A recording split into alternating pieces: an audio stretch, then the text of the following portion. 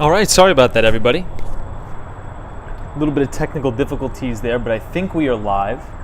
Obviously, as you guys know, we're going to start off the stream tonight with the subscribers only mode turned on. So if you do want to say something in the chat, you do have to be a subscriber of the channel. Hopefully that'll cut down on some of the spam.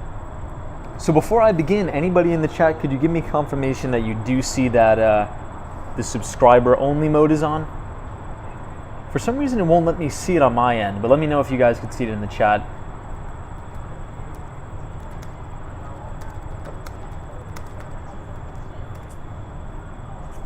I see Dr. Mark in Texas. Good to see you, Dr. Mark. Sally is here. Chris Beeman. Good to see you, Chris. Carol618. Vinny Castellano. Brian. Okay, Judy says it's on. Chad Tucker. Boom. Perfect. Dan Zhang. Welcome, Dan. As we can see it, Tom. All good. All good. Cool. All right, everybody.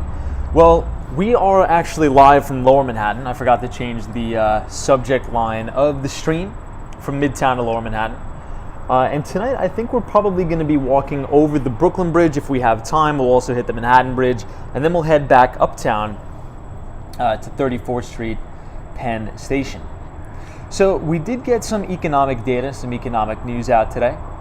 So U.S. consumer sentiment improved in August from early summer lows.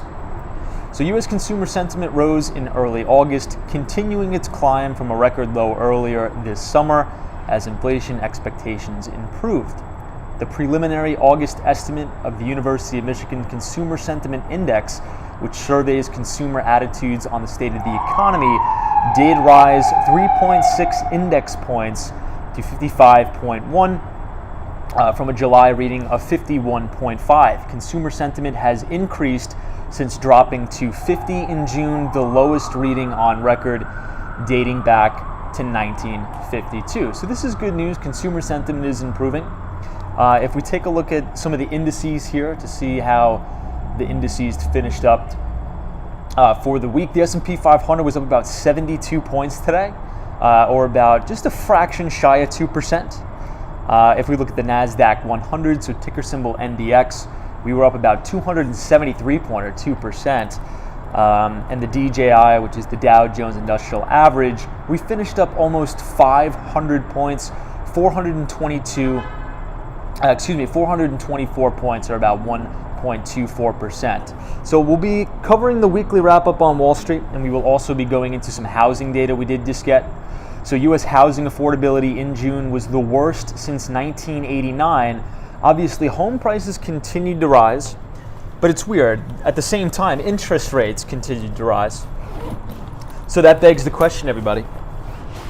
Is interest rates rising going to be doing enough to put a cap on home prices, or is just the supply not enough? Reels is here. It says, happy Friday, brother. And what's good? Your mic sounds amazing right now. What are you using? Reels. Good to see you, man. Reels in such a long time. I hope you're having a beautiful Friday night. So I'm not too sure what the actual name of the microphone I'm using, but it's a wired microphone that I got for like 15 bucks off of Amazon. Nick says it's wind down time. Happy Friday. Oh my God, I know. This week was quite crazy, so it's good that the week has ended. We can have some downtime to relax. Bagels and Walks is here. GGNYC. Anthony is here. Welcome, Anthony. Michelle K. Good to see everybody. British Gray says happy Friday. Sabrina Fair. David. This is Marlin Investment Group here. Happy Friday. Hey, David. Good to see you. David Stubbs. Everybody. So check this out. We were going to be live from our usual Park Avenue, right? But I actually decided to work down out of the 110 Wall Street building today. I don't know, maybe just to change it up, because I was almost like so deliriously tired today for some reason, probably because there are too many back-to-back conference calls. So I leave the office at about 5 o'clock to get some lunch, late lunch. And I was so tired that I brought my credit card, thinking my credit card was my WeWork pass to the office. Anyway, long story short, you guys know I always use just like the Apple Pay to pay for things. So I noticed that, and I'm like, oh my God, I'm probably gonna have a hard time getting back in the office. Have lunch, come back, can't get into the office. Everybody, and obviously a lot of the times on a Friday, people will leave the office early. So there was absolutely nobody around, nobody in sight. And I'm looking through the glass door and I see where my book bag is, I see my laptop, I see my WeWork key card past the office, and I'm locked out. I'm like, my God. And I had to wait an hour for somebody to thankfully come all the way back to the office to let me in. So yeah, a little bit of a panic attack there. That would have been horrible because the WeWork offices here at 110 Wall Street are actually closed on both Saturday and Sunday, so that would have not been good. Martin is here, says Tom, what's up? Good to see you, Martin. Sabrina Fair, welcome. Felix says, hey Tom, good to see you. It's good to see you too, Felix. Hope you're well, trust you're well. So I was walking past my old office today, and I'm not sure, maybe somebody in the group could confirm or deny this, but I think Deutsche Bank has officially moved out of their main building. So I was walking past the lobby today, everything is all boarded up. Maybe they migrated to the old Time Warner Center. Hey, the ABX girl is here, says, hey, what's up, ABX girl from the Bronx, good to see you. Solo says, NYPD on patrol, welcome. Gene is here. Dan Zhang says, for a $15 mic, the audio is actually pretty amazing, judging the fact you're streaming with loud city noises in the background. Yeah, and I mean, I think I got the mic maybe about, I'd say 6 months ago, so it's actually not bad, I would agree. Martin's is here, says, hey, here again, following from Brazil. Good to see everybody from Brazil. Judy says, your picture is crystal clear. Yeah, so I think we are going to be walking over the Brooklyn Bridge tonight. But I just want to check out the New York Stock Exchange, and then we will continue on our walk across the Brooklyn Bridge. If we have time, we'll hit the Manhattan Bridge, and then we'll head uptown to 34th Street, Penn Station, where we will conclude the stream. But a big rip-roaring rally week on Wall Street. Lots of follow-through, lots of names following through.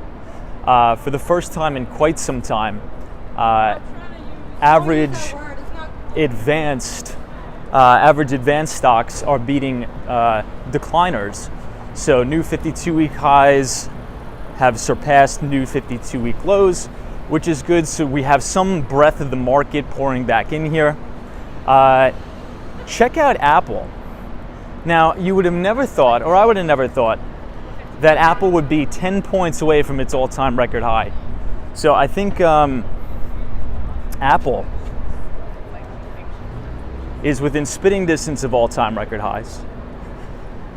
So my thesis is it's really, really hard for this entire market to roll back over if Apple stays above its 50-day and 200-day moving averages. I think it's going to be quite hard because now I think Apple's weighting in the indices is over 7%. I think for the first time in history. So the saying goes, so goes Apple, so goes the mega cap tech stocks, so goes the market. So this is the Deutsche Bank. I'm actually going to cross the street so you guys can see it. But look at it. I think everybody's gone now. I think everybody has migrated north to 59th Street. Here, check it out. 60 Wall Street used to be the Deutsche Bank here. John L says, evidently QT almost non-existence, 35 billion in 3 months, and mortgage-backed securities increased. Yeah, so John L, that's actually correct.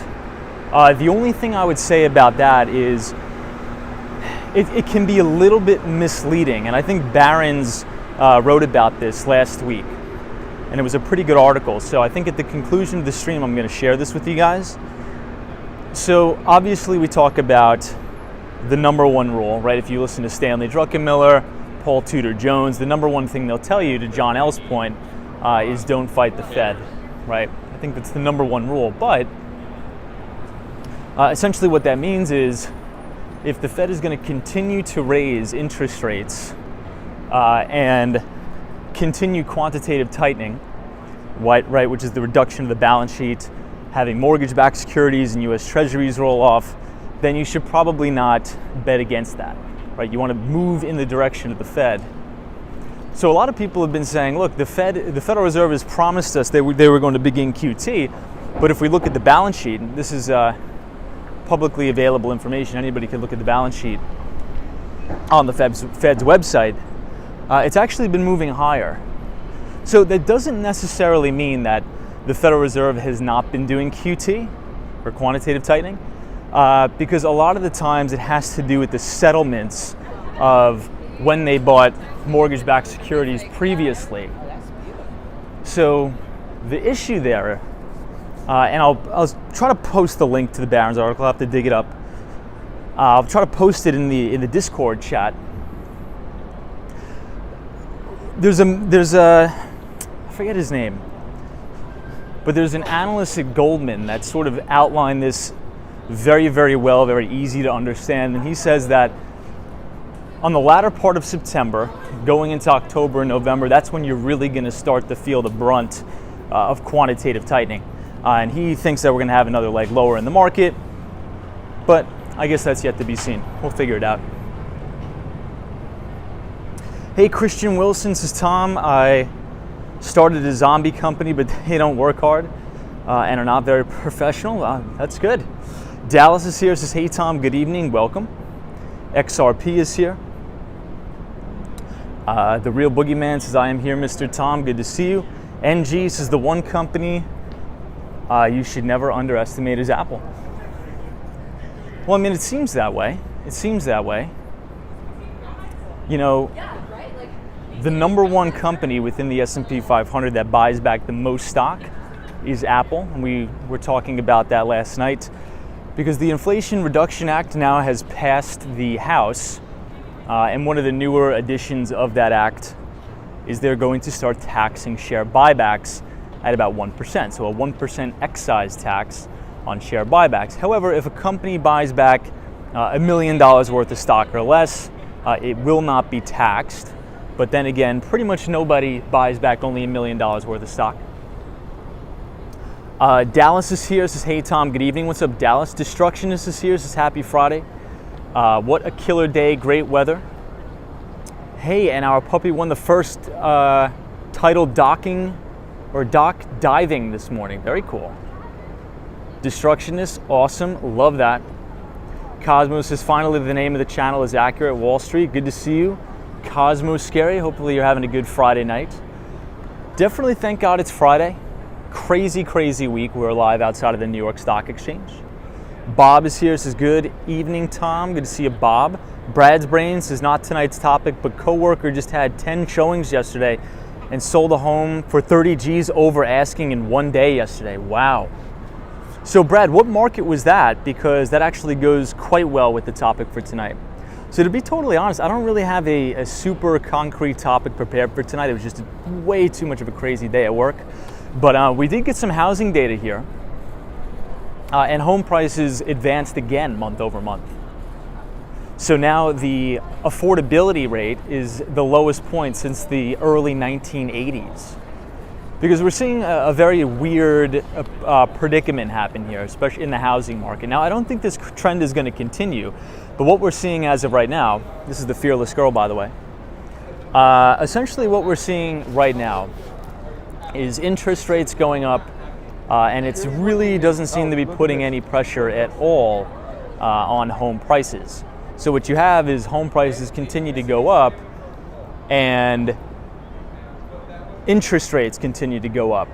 So if you think about the cost of a mortgage, right? Let's say if you're an average person, you put 20% down on a house and you take out a mortgage, it's probably going to be costing you about 100% more than this time last year, which is unfortunate because if you think about it, and we've reviewed this study many, many times over the course of our live streams, I believe it was Harvard Business School that did one of the largest studies ever of first-generation millionaires. And the study said that the number one component of first-generation millionaires in relation to their net worth was made up of the equity in their home.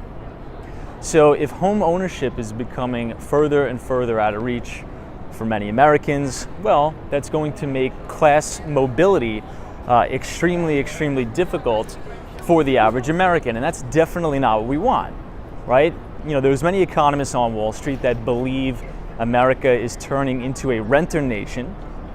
And if we think about some of the easiest ways for upward class mobility, that is through home ownership. That could be through a single family home or a duplex or a triplex, something like that. But if you think about it, if a starter home, right, outside of a major city where people want to live are like $450,000 to $550,000, it's really, really hard for people in their 20s to get into a home, right? Even if you put 20% down, rates have gone up about 100%, but we are just starting to see inventory come onto the market, and we're going to talk about why tonight. NG is here, says realistically, what would be the resolve if house prices are rising and interest rates are rising? What would you recommend the average person to do, because naturally rents will rise as well? Well, I think we're going to come to a breaking point, right? I think we're going to come to a tipping point where there's going to be enough demand destruction. Oh, look at this dog.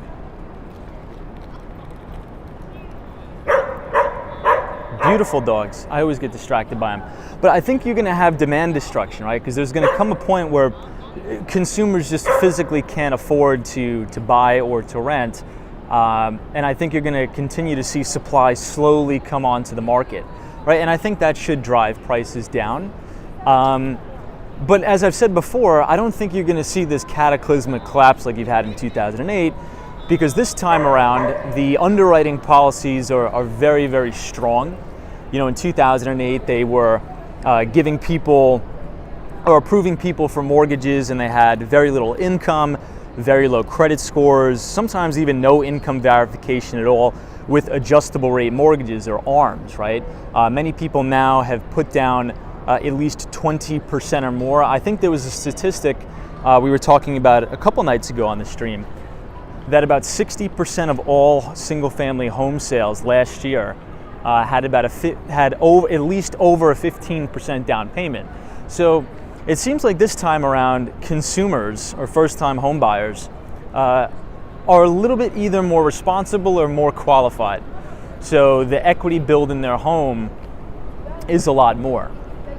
So I think that in terms of a supply point, I don't think you're going to see a wave of defaults and homes coming on the market via foreclosure, but I do think the market's going to normalize here a bit. And when I mean normalize, right now, or during the pandemic, what you saw is once a home would go on the market, it would get 20 offers, and 10 of those offers would be over the asking price. Check out this view of the New York Stock Exchange from here, beautiful. And 10 of those offers would be over the asking price. Now what I think is going to happen is, if you look back before all this craziness, it usually took about 90 to 180 days for the normal or the average home to sell.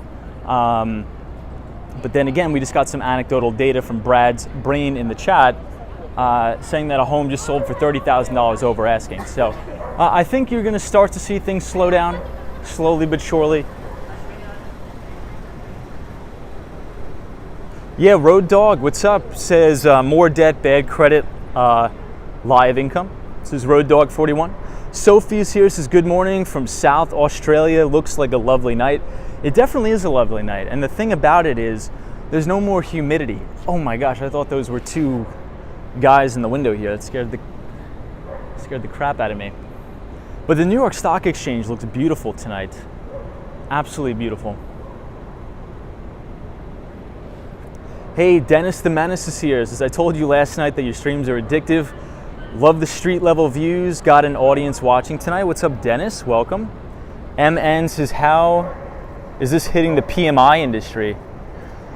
Well, in general, I believe if you put less than 20% down on a home, you have to pay the mortgage insurance. So I'll give you, my example. I acquired an investment property down in Southern Florida. So it's weird, I wanted to put about 3% down on the property, right? I actually wanted to take on a lot of leverage. I wouldn't recommend everybody doing that, but I actually had the capital to buy it outright if I wanted, right? But my thought process was, okay, if I'm going to get a sub 3.5% interest rate, I believe the interest rate I got was 3% right on the money. And if CPI is printing at 9.1 or 8.5 or whatever it is now, that's essentially free money, right? It's essentially free debt. So why wouldn't I let a tenant pay down that debt and let inflation erode away my debt on that property? But since I had left my old employer and technically started my own business, I believe the requirement is you need at least 2 years of self-employment income of about $250,000 back to back. So at the time when I purchased the home, I was only self-employed for about a year. So they weren't even going to give me the loan anyway. Nobody was going to write the loan. And I was very well capitalized. And the bank told me, if you do not put 25% down on this property, we're not going to give you the loan. So I had to put 25% down. I didn't want to. And this goes back to my point. Speaking of the Federal Reserve, we got the Federal Reserve right here, Liberty Street. So speaking of, banks being a little bit more conservative this time around, in my case, even though I had enough money to purchase the home outright with cash, they saw my income. They wouldn't use my income from my previous employer. So that leads me to believe the underwriting standards are really, really strong. And that's why I think the housing market is a little bit more stable this time around. Hey, Sunshine After Rain is here. Good to see you, Sunshine, as always. Yeah, so we're on the corner of Liberty Street and Nassau Street, and this is the Federal Reserve. I think the vast majority of the world's gold reserves are actually located right here in this building. Hey, Villain181 says 3% down would have been a dream with 9% inflation. Yeah, and especially since I have tenants too, right? But that just goes back to my thesis. Like they would not budge at all. They're like, we don't even want to approve you because you don't have a stable income. Well, even though I do have a stable income, but the banks, if you are a self-employed individual, let's say a small business or something like that, and you make, let's say, just for argument's sake, $150,000 a year, the bank would rather write a loan to somebody that has a full-time job, a W-2 employee, that makes, say, $90,000 a year, because there's more stability there, which I understand, which I get. The bank wants to hedge their risk. So it's actually quite difficult if you're self-employed at first to get a loan. So check this out. It's the Federal Reserve Police here. Hey, Sweet Country Living in Michigan. Good to see you. Welcome. Cynthia Beal says, I heard there is no gold in the Federal Reserve building. I think there is. I think it's one of the largest gold depositories in the world, I think. Hey, Andy S. says, Tom, you should build your own house. Yeah, definitely. Well, at the time when I was buying, that was when the price of lumber futures were going through the roof. So definitely, it probably takes a lot of money to build your own place, especially last year. Hey, Paul is here. Says, hey, Tom, how you doing? I'm doing good, Paul. It's a beautiful night. We're gonna head towards the one and only Brooklyn Bridge. I think we'll take a walk over since it's a clear night. It's a beautiful night out. We'll take a walk over the Brooklyn Bridge. GX72 says Chinatown night market is busy tonight. Well, we'll probably walk past Chinatown as well. Hey, photos from around New York. What's up? Says you were correct regarding the gold. Yeah, photos. I thought that this was the place. Or maybe they moved it, but I could have sworn this building, and I'll give you guys one more view of it. The Federal Reserve houses the largest, or I'm going to say one of the largest, world's largest gold reserves. Bagels and Walks says leave a big like for our friendly guide, Tom. Thank you, Bagels and Walks. Sweet Country Living in Michigan says if I ever visit New York, I am going to know where to go. Yeah, Lower Manhattan's beautiful tonight. So here's the Deutsche Bank building. So I'm not sure if we have any Deutsche Bank employees here, but this used to be the main office. Now, at the beginning of the stream, maybe about 15 minutes ago, we walked directly past 60 Wall Street. And I walked past it today too, and everything was all boarded up, which leads me to believe they probably moved all of their employees, or let's say the majority of their employees, to the new Deutsche Bank Tower, formerly called the Time Warner Center, right there at Columbus Circle.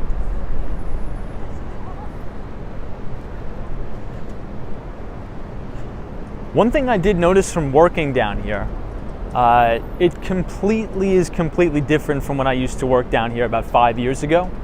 Now, again, maybe that's because it's Friday. A lot of people with the new hybrid working environment, they don't come into the office on Fridays. But it was really, really dead down here, like really, really dead. I think I told you guys this the past couple weeks, as I've been going in the office on Park Avenue, everything's packed. Everything was pretty much back to normal, I think we could safely say. And you guys have been seeing it on the streams too. Yeah, so British Gray says, Tom, did you hear about the inflation coming in at 69% in Argentina today? So I did, but I believe the central bank there actually took action and raised interest rates by 850 basis points. Could you guys fact check me on the exact amount that they raised interest rates? But I believe it was an 850 basis point rate hike. So yeah, it's that stuff like that is really sad, really, really depressing to hear, because at the end of the day, and this is what we've been talking about on the streams, because sometimes we have this discussion on the streams where people will say, what do you think is worse, a declining stock market or rising inflation, right? And I say, personally, I think it's much more important to protect the integrity of the currency than it is to sort of prop up the stock market. And the reason why I say that is because the vast majority of the wealth, or the vast majority of equities, are actually held by the top 5 to 1% of Americans. The bottom, I would say 80 or 90%, don't really have that much money of their net worth tied up in the stock market. And the reason why I make that correlation is because if Americans are living paycheck to paycheck and living on very tight budgets, if we degrade the integrity and the value of the currency, who is that going to affect the most, right? Somebody living on a fixed income or a fixed budget, you know, let's say if you have a family of 3, you allocate $600 a month for your grocery bill, and inflation is running at 8% a year. Well, that throws you all out of whack. And now you have to make a decision from paying the groceries or turning on the lights or paying your phone bill. So I think that, you know, even though if we normalized rates and really, really jacked rates here, it would definitely cause tons of demand destruction, which I get would probably bring down equity markets quite substantially. But I think it's more important to protect the integrity of the currency for the vast majority of Americans. Anyway, so this is Water Street. So one of my old offices used to be 77 Water Street down here. I think I took you guys down here, right next to the S&P Global building. Mike C says inflation topples governments. Good to see you, Mike. Christian Wilson says, what do you think about that Mark Cuban crypto scheme, Tom? I didn't hear about that Mark Cuban crypto scheme. Can you enlighten me? What did Mark Cuban do with the crypto scheme? Hey, Gerald says, hey, Tom, how was your day at work? My day at work was good. A little bit hectic, a little bit crazy, but you know, what can you do? Definitely going to sleep in tomorrow, take it easy on Saturday. Hope your day at work was good too.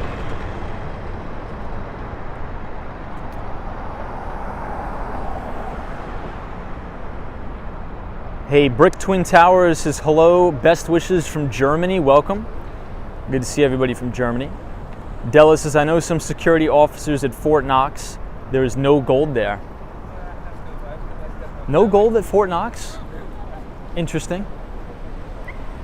I wouldn't have guessed that. Deborah is still calling it the Time Warner Center, just like I'm still calling the MetLife building the Pan Am. Love that. Absolutely love that. Yeah, I think it's going to take me some time to adapt as well. But check out the clouds amongst the buildings down here. This is beautiful. Dan Zhang says, hey Tom, do you have your private office space at WeWork or do you use the public area? I use the public area. So sometimes what I'll do is I'll grab, I'm not sure if anybody in the chat here has been to any WeWorks or anything. It is not. But oftentimes they'll have these phone booth looking offices and they're actually quite unique. So it literally looks like a phone booth, like from the olden days, but they make it into a private office. So if you just slide the door closed, it's totally soundproof. Ooh.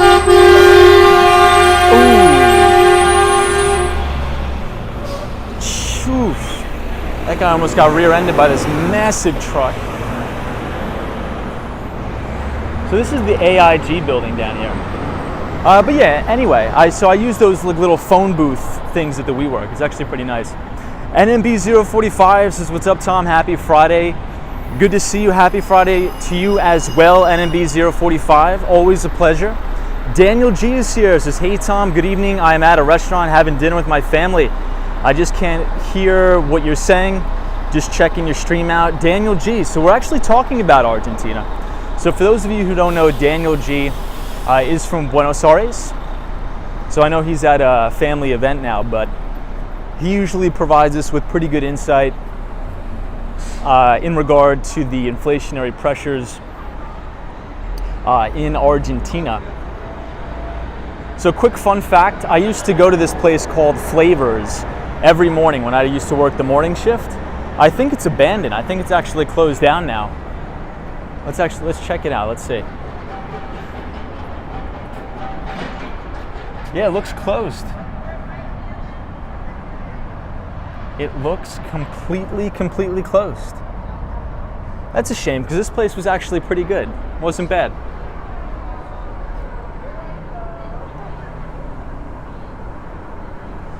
Brad says, Tom, you asked what market. The home was Kansas City, Missouri. You know, that is, so Brad, are you familiar with a town called Overland Park, Kansas? You familiar with Overland Park? So I'll tell you guys a quick story about Overland Park. So back in the day, hold on, let me just cross here. There's a lot of cars. But back in the day, and I still think the global, I'm trying to think. Well, in Overland Park, Kansas, I believe one of the largest employers at the time in Overland Park was Sprint, if I'm not mistaken.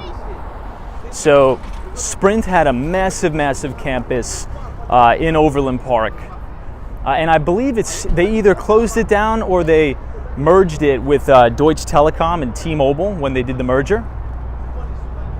But anyway, long story short, I actually went there to Overland Park, Kansas. Now, it was a beautiful place, but here's what I'll say about it. There was so much new construction and new building in Overland Park, but everything closed at like 5 o'clock.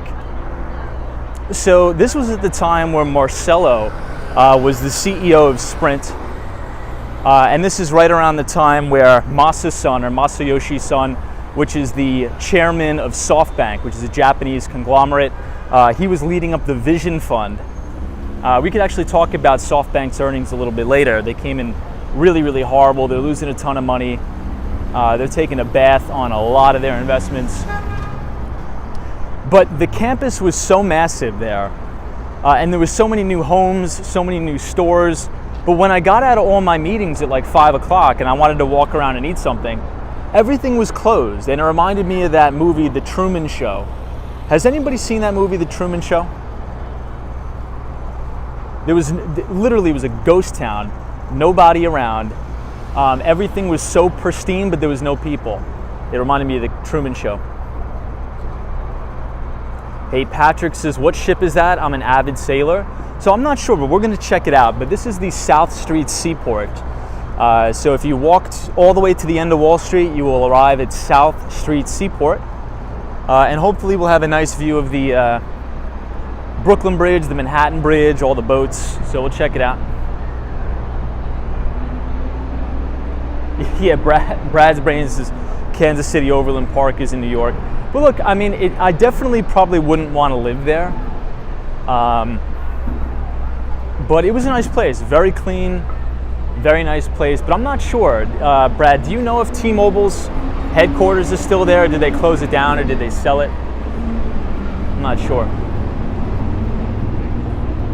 Hey, Western Mass Dave says, hey gang, is everybody grooving this Friday evening? Yeah, we are. I am. Definitely am.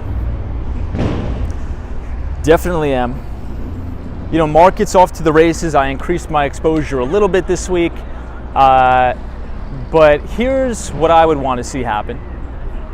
I think if the NASDAQ, the S&P correct back to their 50-day fine support and then make an additional new high over this swing high, I would really, really load the boat with exposure. But we need to be very fluid here, because if you look back throughout previous bear markets, this is actually usually very indicative of traditionalized bear market rallies. It's very, very common, especially what happened in the tech and telecom bust in the year 2000, where markets would rally 20%, 25%, and roll back over. So obviously the number one thing we have to take into consideration is don't fight the Fed, right? Always revert back to what Stanley Druckenmiller says, Paul Tudor Jones. If you want to listen to a fantastic interview with who I regard is probably one of the greatest investors of all time in terms of track record, performance, if you type !Druck, D-R-U-C-K in the chat, the Nightbot will drop a link to a Stanley Druckenmiller interview where he sort of outlines different market mechanics to look at, how to anticipate the Fed, how to trade markets during times of rising rates and falling rates. So please check that out. Deborah says the multicolored building is Pier 17. They do concerts on the roof there as well. Deborah, there's also a restaurant here, which I actually want to take you guys to. It's called Momofuku Noodle Bar. Is anybody familiar with that? Very good spot. Speaking of Deutsche Bank Tower, I believe on the third floor all the way to the back. So if you take the elevator to the third floor, the escalator, third floor, Deutsche Bank Tower, go all the way to the back. I think that's the original Momofuku Noodle Bar. But check this out. Beautiful boats down here. Hey, Gregory is joining us. What's up, Gregory? Welcome. Judy Loveday says, take us to eat. Definitely will. Deborah's like, yes, Momofuku. Very good spot, very good place. A little bit pricey, but I think it's worth it. I think it's worth it for what you get. I'm kind of glad we came down here. I'm not even sure when the last time we streamed from South Street Seaport was. Hey, Jesus Miguel. This is that Bed Bath and Beyond. Bed Bath and Beyond stock is looking good. Yeah, isn't that one of those the meme stocks or whatever? I try to stay away from those at all costs. Like a lot of the like the GameStop, all that stuff, but. You know, breaking news out of the Wall Street Journal, Melvin Capital, which was the hedge fund that was liquidated due to margin calls, I believe is being investigated by the SEC. So we'll definitely be watching the outcome of that.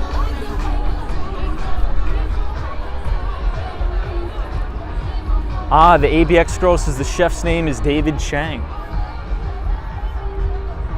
Oh, is it buffering here like crazy? All right, if it's buffering, we'll turn back. Let me know if it's buffering in the chat, everybody. But check this out. The water's looking beautiful down here. E is here, says, hey Tom, good evening. It's a nice night, good to see you. CM says, very noisy. Sparks says, I don't have any buffering. Walking Minnesota, good to see you. Happy Friday. Bob. Okay, no buffering? All right, I saw maybe it's just somebody's internet connection.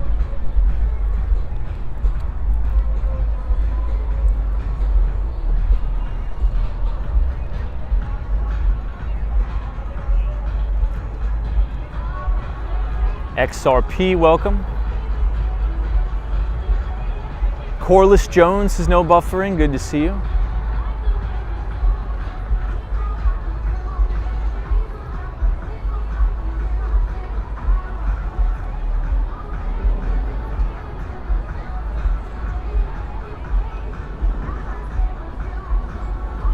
Brad Brains says Tom's back in Miami. We should be back Tuesday. We should actually be back Tuesday. Man, check out the view we have here of the Brooklyn Bridge. Fantastic. I think we're gonna walk it tonight. We might as well. Sunday night stream, when we do the market to look ahead stream, we will actually be taking the Staten Island ferry once again. But man, look at how nice this is. For some reason, the water seems to be really, really high. Maybe it's a high tide because of the full moon that we had last night.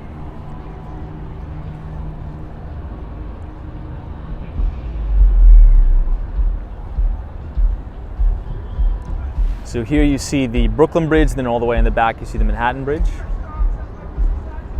Martin says, is that a bridge you're walking on? Not right now. This is, I guess you could call it a pier or a dock.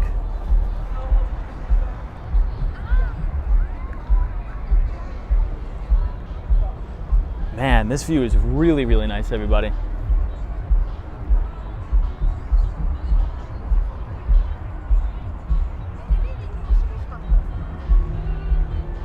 Dave's like, Tom, the pic looks awesome tonight. What gives? Yeah, maybe we just have an extra clear picture tonight for the Friday night stream. Yeah, Martin says it's like Bayside Marketplace. A little bit. I think I can see the resemblance a little bit. All right, do you guys want to head right to the Brooklyn Bridge first? It's a Friday night stream. It was a long day today, so we don't have a specific topic prepared. So let's just chill, let's hang out, let's have a good time. So do you guys want to just do a quick walking tour here? Maybe we'll go on the roof, or should we head right to the Brooklyn Bridge? You guys let me know.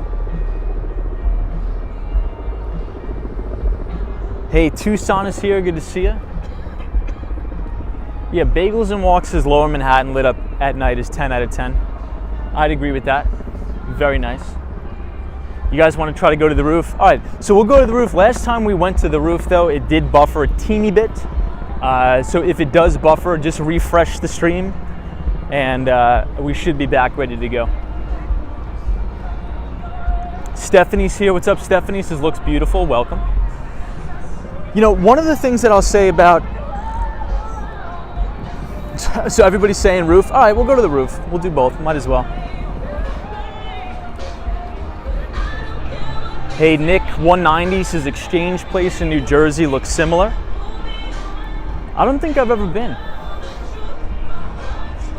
Hey, MJ says New York City looks good here in Northeast Tennessee. Welcome. So Tennessee was a state that saw a massive influx during the pandemic too. So we did get some housing data today. We also got the reading from the University of Michigan Consumer Sentiment Index. You know, 2 months ago we reached an all-time record low, a reading of about 50. So consumers are definitely not too bullish on the economy. But the good news is the past 2 months we've been having higher and higher readings. So I think that probably coincides with a lot of the inflationary pressures dropping. We got the CPI print coming in a little bit below expectations. The only two sort of areas of pain that we've been seeing within the CPI is obviously shelter. So shelter makes up about 33% or a third of CPI. That's still up month over month and year over year. Hey, George Cortez, thank you so much for the $5 donation. Much appreciated. Hopefully you're having a good Friday night. Yeah, David, so David Individual is correct too, says food is the biggest pain. So from a percentage point, I believe shelter costs were up the highest still on a month over month basis and a year over year basis. I think food is right behind. So food you cook at home, I believe, is right behind that. So you were definitely right.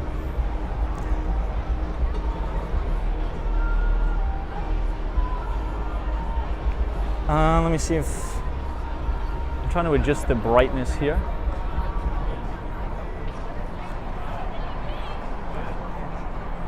Hey, Disney Matt is here. Welcome. Penelope is joining us. Good to see you, Penelope.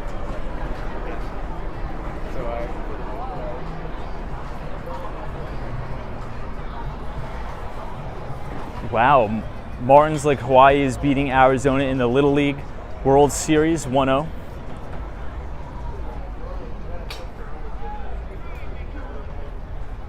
Love that. Just turned 18. Oh, All right, everybody, check this out. If you look all the way in the distance here, this is the Verrazano Bridge.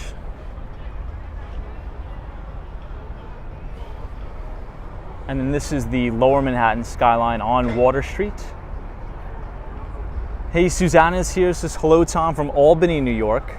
Happy Friday, everybody. What's up, Susanna? Thank you for being here. John L says food, utilities, housing up big, energy down a bit, but increases this month. Yeah, so John, we did do the CPI deep dive about 2 days ago. If you guys want to look at that report, if you type !CPI in the chat, you will be able to read the report.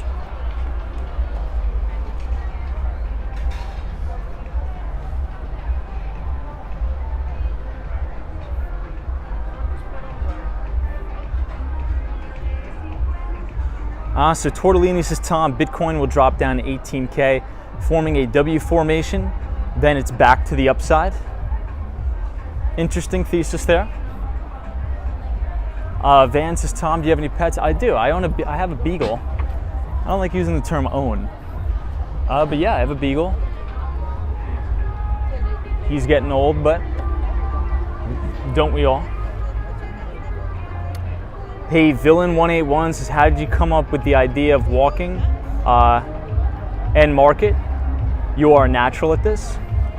Well, I think during the pandemic, I was just really, it was almost like I was becoming a drone, because in New York, at my previous employer, I would be working almost 12-hour days and locked in my apartment with really nothing else to do. And I like talking about, the financial markets. To take a step back, we actually used to do these streams skateboarding around New York City. It didn't used to be walking. It actually just used to be skateboarding around. But that's because back in the day, there was like no cars on the road in New York City, like zero. So we would be able to skateboard around and talk about finance. But now, we can, very seldom do we skateboard anymore.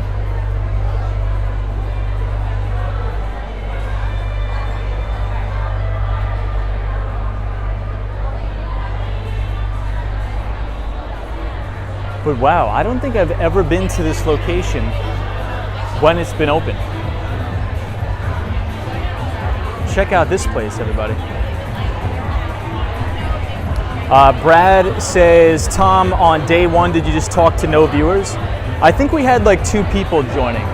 So we would stream, I would get some exercise, 1 person would join, 2 people would join, sunshine after rain would come in and say hi.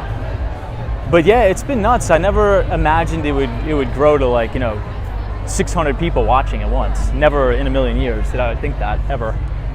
Wow, guys, check this out. Look at the moon amongst the view of the Brooklyn Bridge here. This is a money shot here, man. Paul says, looks awesome. Chris says, no place like New York City. What's up, Chris? Hope you had a good Friday. Bill Harrison says, what is the wooden ship? So I don't know the names of each individual ships, but we are at South Street Seaport here in Lower Manhattan.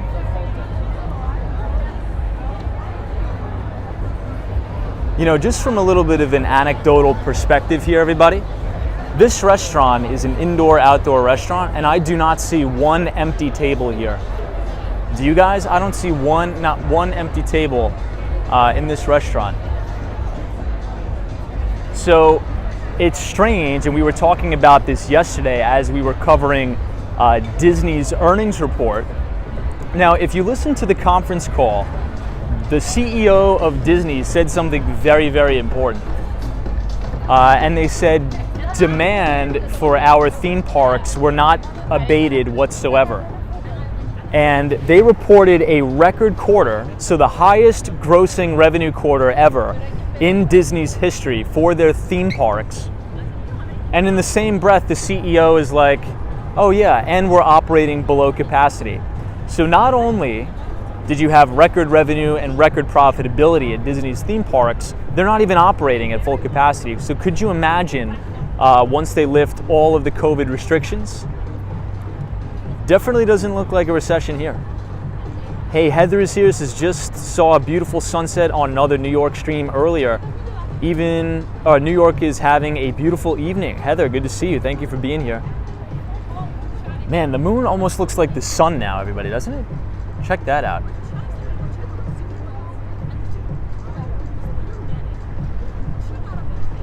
Hey, FredX, thank you for joining. Appreciate it. So on tonight's stream, everybody, we're going to be walking over the Brooklyn Bridge. So we'll actually be walking here, being able to see the view down from here. Harrison is here. What's up, Harrison? Two Wheel Freedom says, I just went full screen and then screenshot that view. Awesome. Send it in the Discord if you're a part of the Discord. CT is here. What's up, CT? Penelope is here. Says, beautiful. I know, isn't it? I think I just want to sit here all night and just hang out. So if you look really closely, everybody, I want you to look at the bridge right next to the Brooklyn Bridge, the Manhattan Bridge. If you see the little lights going across, that's actually the subway. So the subway goes across the Manhattan Bridge. And check out the clouds too. Hey, Connor says you should also consider that Disney parks has raised prices in general significantly in the last year. I've heard of many people not being able to afford Disney because of it. That's a very good point, you're right. So it seems like prices were raised across the board at not just exclusive to Disney, but at many companies. And so that sort of begs the question, are consumers spending more because they're getting more? Or are they spending more because they're forced to be spending more because companies are raising prices? Now, as we've been covering the earnings report of Home Depot, Target, and Walmart, the latter would be true. So consumers, even though the average ticket sale or the average ticket price on a receipt at a place like Home Depot and Target is higher, the reason for that is because of higher prices. They're actually not acquiring new goods and services, they're paying more for the same. But check this out, you can actually see the very, very top of the World Trade Center. So One World Trade, beautiful view here. Julian says Massapequa Coast heading to Little League World Series. Is that true? Wow. My hometown, Massapequa. Good on the baseball kids there. Mr. Howard's is very cool. What's up, Mr. Howard?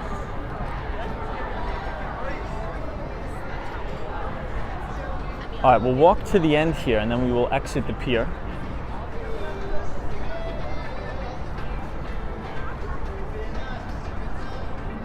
I'll give you guys one more shot of the Brooklyn Bridge. Hey, Lillis is forced for sure. Nobody wants to hold heat to the bottom of Disney and not go anymore, says Lilla.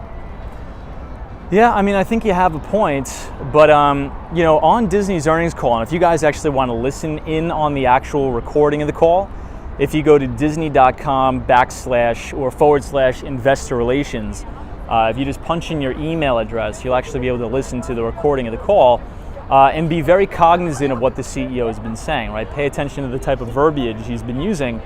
And they said, wow, check out that view of the moon right here. That is amazing.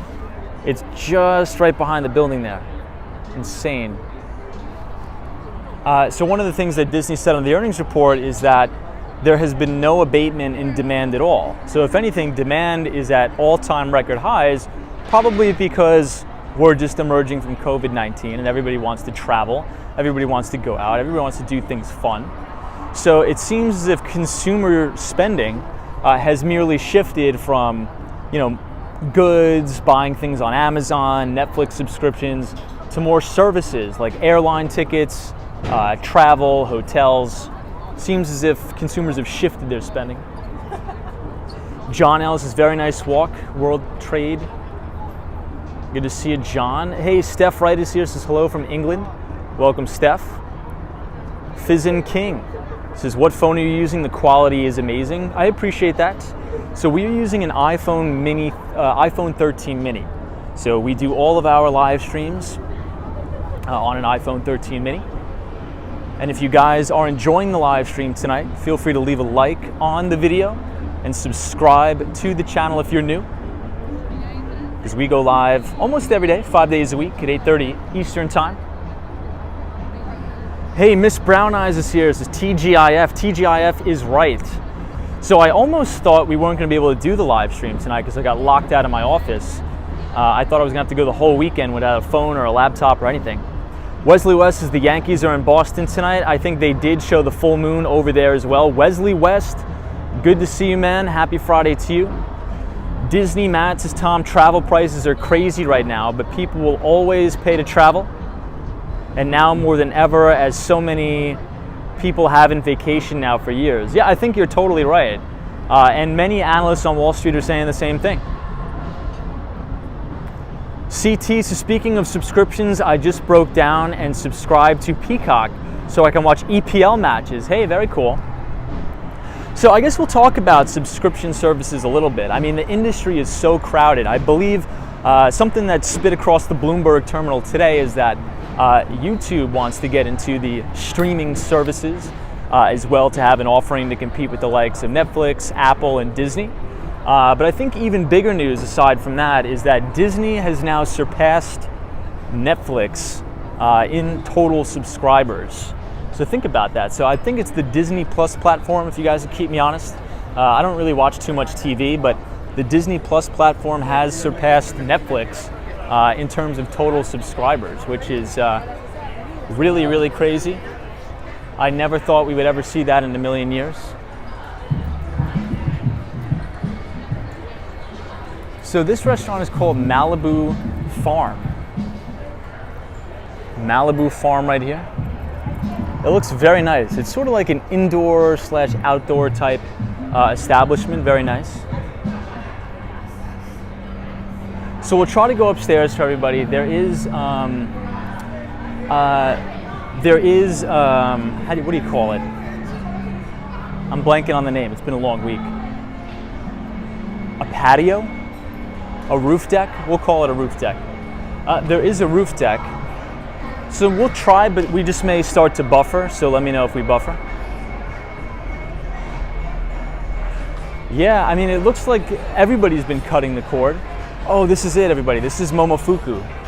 So my favorite spot is the Momofuku Noodle Bar in the former Time Warner Center, now called the Deutsche Bank Tower. But there's also a location here, which is quite nice. Oh, I actually don't think we can go upstairs. I think the upstairs is closed. It seems as if all the escalators are only going one way.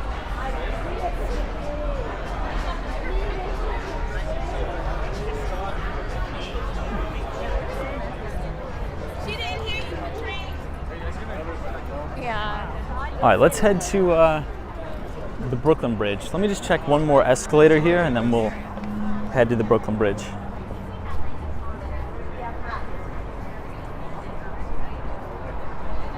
Hey, Harvey says, hey everybody, happy Friday. Hi Tom, nice stroll, thank you. Harvey, good to see you. All right, let's make the theme of this stream like a Peter Lynch stream. And what I mean by that is let's be very observant of our surroundings, right?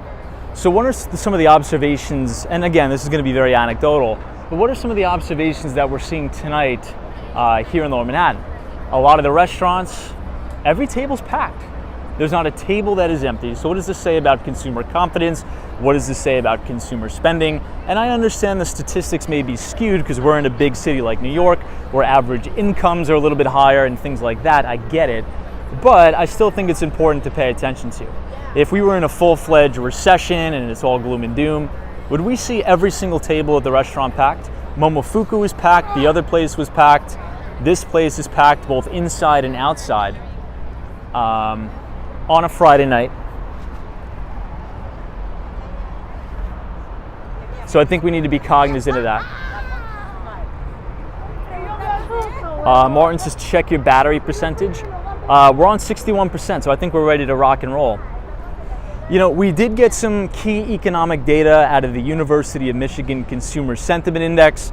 Consumer sentiment came in at about 55 index points, which is actually good news. So it seems like we may have bottomed out here in the Consumer Sentiment Index, and it looks like consumer sentiment is actually increasing. The bad news is 3 months ago, we hit an all-time record low on the University of Michigan Consumer Sentiment Index when we hit a reading of 50. And those are some of the most negative sentiment readings that we've seen, even worse than the 2008 financial crisis. So maybe it's a coincidence that inflation data came in a little bit light and consumer sentiment is improving. But I think if you ask any American, and I try to not be political, right? I try to just look at it from a financial analyst standpoint. Check out this dog right here. Beautiful dog. Love that. If you're used to seeing your gas prices be, you know, $5.50 a gallon, $5.25 a gallon, and now you see gas prices coming down into the threes, you know, you're probably going to be feeling quite well. If you go to AAA.com, I believe, and you look at the average gas price for average gallon of gas in the United States, we have now dropped below $4 a gallon for the first time in quite a long time. So things are getting better. Things are getting better. We got the FDNY here. Love the FDNY. Out in force tonight, keeping us safe. Appreciate that. Somebody says Chinatown is really busy tonight. If we can get to Chinatown in time and there's a bubble tea place still open, I think I'm going to grab a bubble tea if you guys don't mind.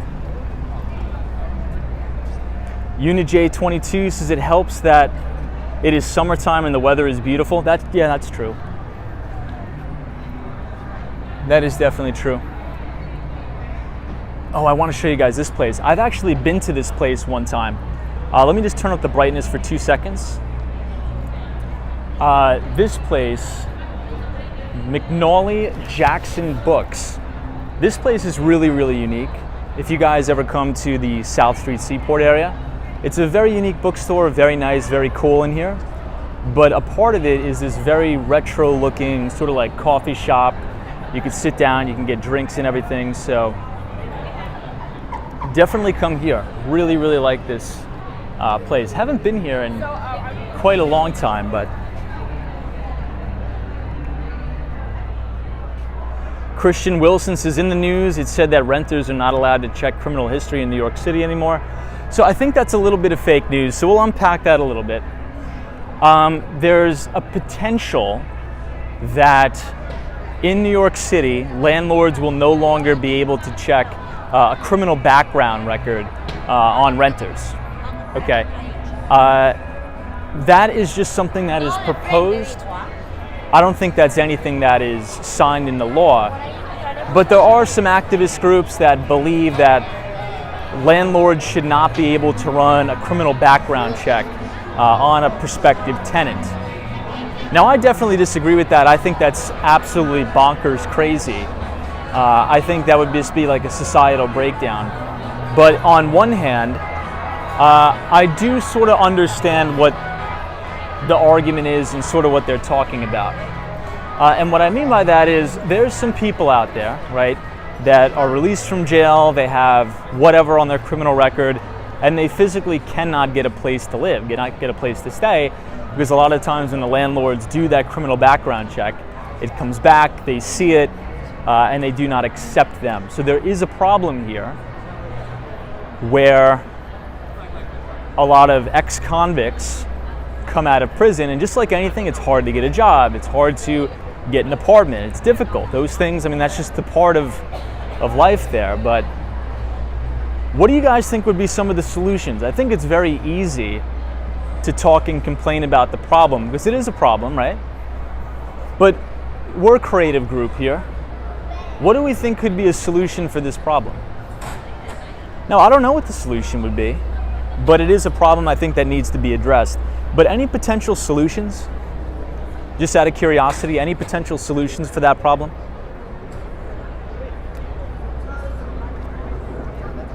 Bob says, Tom, they did a background and credit check on us. The ABX girl says it's not the law, but I think the big real estate companies will get away with it. And co-op boards are strict to renters. I worked for a big financial firm and they wanted a letter for my job title, says the ABX girl. Wow. Yeah, so I think, so I rented a place in a condominium and I had to do like the whole condo application, everything like that. I think they ran a background check on me, obviously, credit check, all that, so.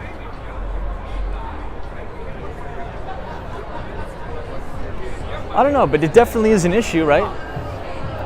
I'm not gonna lie, it definitely is an issue. Because I mean, a lot of people, just because you made a mistake early on in your life doesn't mean you're a bad person forever, right? I am under the impression that people can change and turn their life around. It's definitely gonna be a lot harder, but I don't know. Hey, Avocadorables says only very dangerous crimes should be highlighted, like drug, murder. Hey, Lemonade is here. What's up, Lemonade? Good to see you. Dana says, I think they need to look at the specific crime and not all crimes are the same. That's true. That's true. Hey, Lee is here. Lee, what's up? Good to see you. Says New York City Housing Authority changes to policies require criminal background checks. Wayne McKay says, if government guaranteed the rent of ex-con for 10 years, easy.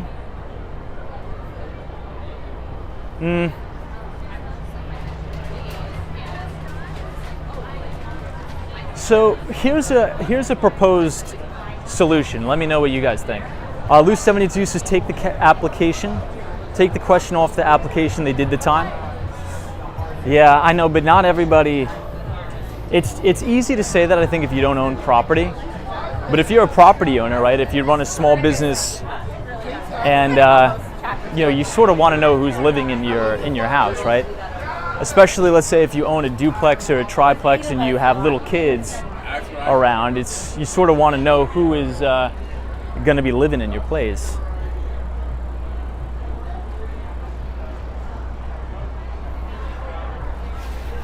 Yeah, the ABX girl says the S offenders cannot live near schools and things like that. I agree with that.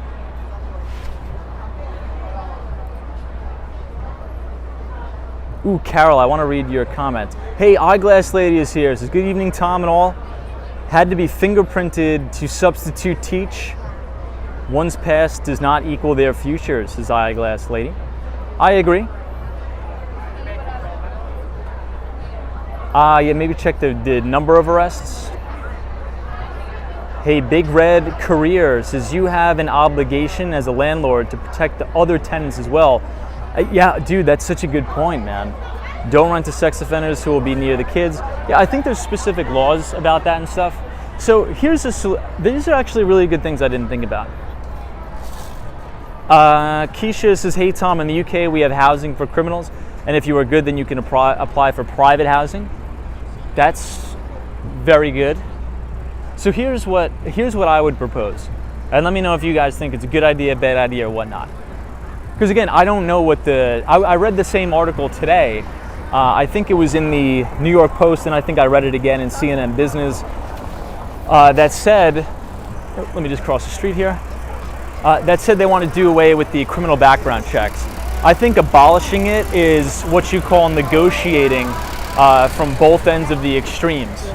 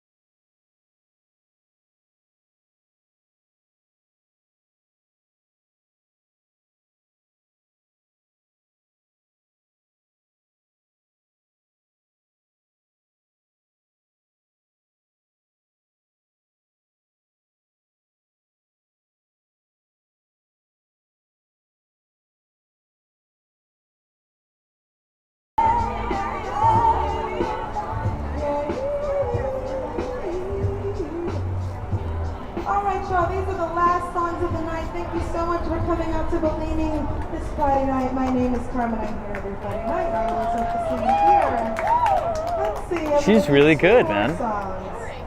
Yeah, Marcelo's like, she gets paid by the venue. Yeah, probably. They probably pay her by the venue too. Lupe is just streaming.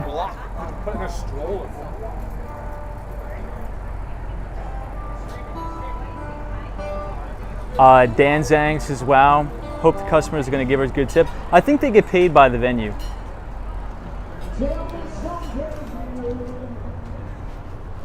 I was about to end the stream and just sit there all night and hang out, guys.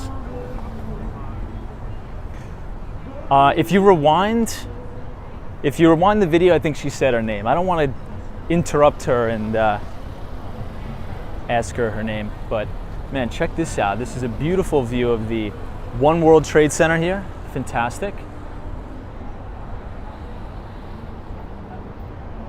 So here's one of my ideas. Okay, getting back to the topic of, there's something that's proposed here in New York that landlords should no longer be able to run a criminal background check on people. And even though, you guys know, I tend to think I'm quite reasonable, right? I think I'm a more reasonable conservative and I'm not so uptight. So I truly do believe that if you've committed a crime in the past, it doesn't necessarily mean you're a bad person. Okay, I think everybody could pretty much agree with that. If you made a mistake in the past, look, people can change. I do believe that. However, I think we also need to protect the individual property rights of the landlord. And here's another thought. I think as a landlord, you're essentially a business owner, right? And as a business owner, it's your job to take care of your customers and make sure your customers have a safe place to shop. In this case, have a safe place to live. So if you're not running background checks on people who are living in that community, well, what if you own a multifamily apartment complex that has a lot of kids there, right? You know, you don't want specific people to be there to make a bad influence on the kids and whatnot. So here's something that they could potentially do. You could potentially make an additional set of eviction laws specifically for people who have criminal records.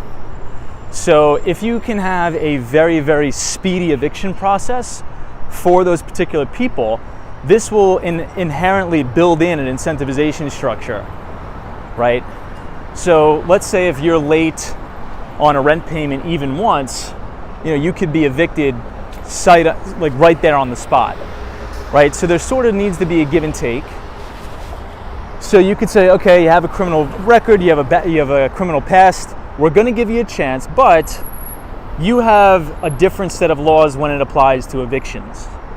So if you're doing something you're not supposed to be doing, if you're smoking in the unit when you're not supposed to be smoking in the unit, really anything, you could be evicted in a much, much speedier, faster process. That's really the only thing that I could think about. But what do you guys think about that? Good idea, bad idea? Yeah, so we're gonna walk right here. We're gonna walk the Brooklyn Bridge and then back over.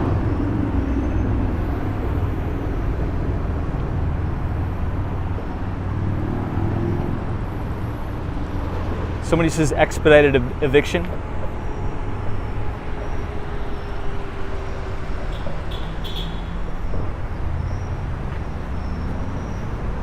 Carol 618 says good idea or fair idea. Yeah, and I think it should be like very, very enforceable, right? So we'll say, look, we'll give you a shot, we'll give you a chance. You got to get your life back together, but the moment you mess up, or the moment you're late on your rent, or the moment you're, you know, smoking in the unit, or you're bringing people around that you're not supposed to be doing, you're out of there, right? So this way, it'll sort of give people a second chance, because now, if you read the article, I should have posted it in the Nightbot, but if you go to the New York Post website, I'm sure it's on the front page. Because as of right now, you know, if you have a criminal record, it's really, really hard to get an apartment, especially now. You know, there's people with very good incomes, very good credit scores that are having a hard time winning an apartment right now, let alone having a criminal record. So I don't know, maybe that would help things out, maybe it would move things along, but as we were talking about on some of the other streams, I was telling you guys about a strategy that I've learned over my tech sales career, okay? And very seldom will you ever close a deal if you negotiate from extreme sides of a spectrum, right? You're never gonna close a deal, you're never gonna get somebody to agree with you if you start the negotiation from extremes of the spectrum, right? And I think this is why a lot of politicians can never get anything done, because they're career politicians. They've never held an actual job in the private sector, right? So I think that, well, number one, I think if you want to be a politician, I think you should probably have some engineering experience, because engineers are very solutions oriented, right?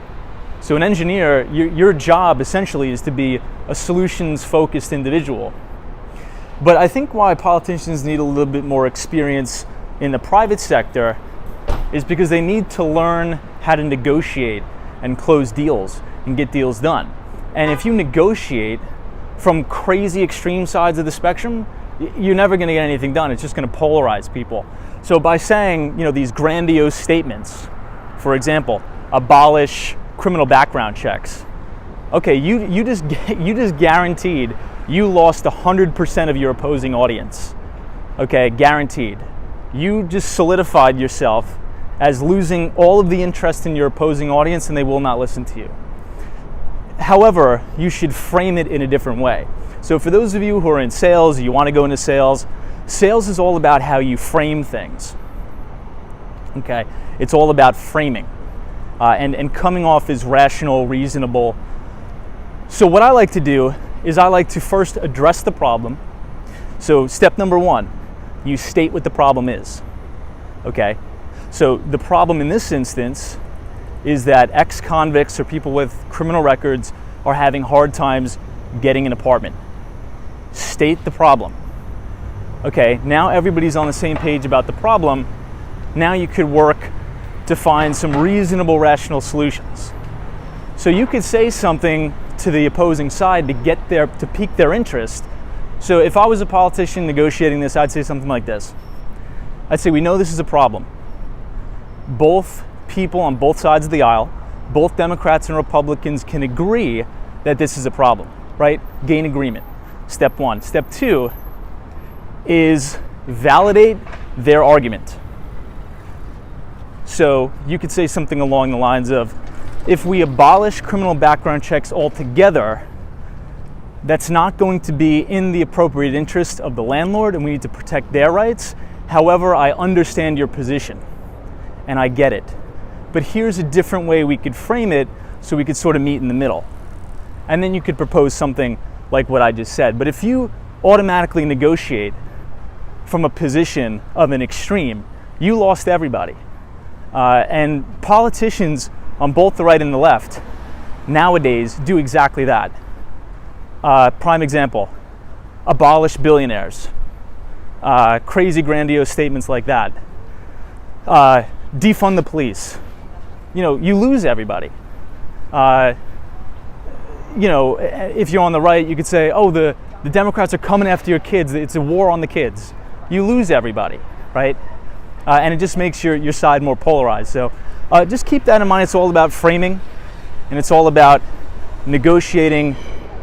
You never want to negotiate from one side of an extreme side of a spectrum. You're never going to get a deal done, ever. Well, everybody, check this out. You could see the very, very top of the World Trade Center. Martin, good to see you.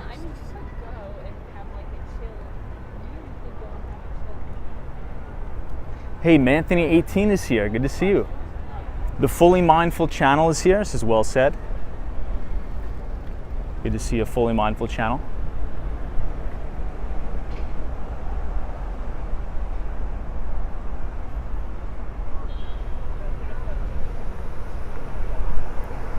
All right, let's cross here, and then we're going to go over the Brooklyn Bridge. I still think we're going to make the time.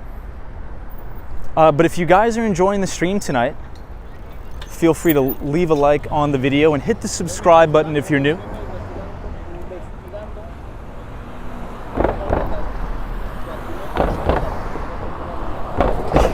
Yeah, Brad's brain, I think I agree with you. You know, I'll tell you guys a quick, it's not really a story, but I was reading an interesting quote today when it relates to, somebody asked a question like, who would be a good president? And the answer was something along the lines of, the people that should be presidents will never run. And that's kind of interesting to think about. Very thought-provoking. So the people that actually should be in those positions of power, by nature, they never will because they should. If that makes sense. Wow, check out the full moon over here. Is it technically a full moon or is it not a full moon tonight?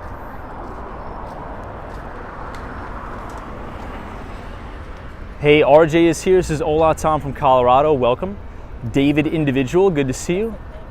Austin City Limits says, be careful, Tom. I will. Jay Master says, when do you sleep?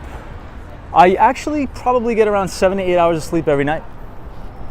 Sleep is very, very important. Hey, the Bandit is here. Good to see you. Jason B says, any tips on handling the we already have that objection? Do you walk away or try to get your foot in the door to some degree anyway? So my biggest is like in the morning or like during daylight. So if you're selling like a product or a piece of software or something and they say they already have that, well, you could address that in two ways. Let's just assume you're selling like tech or something like that.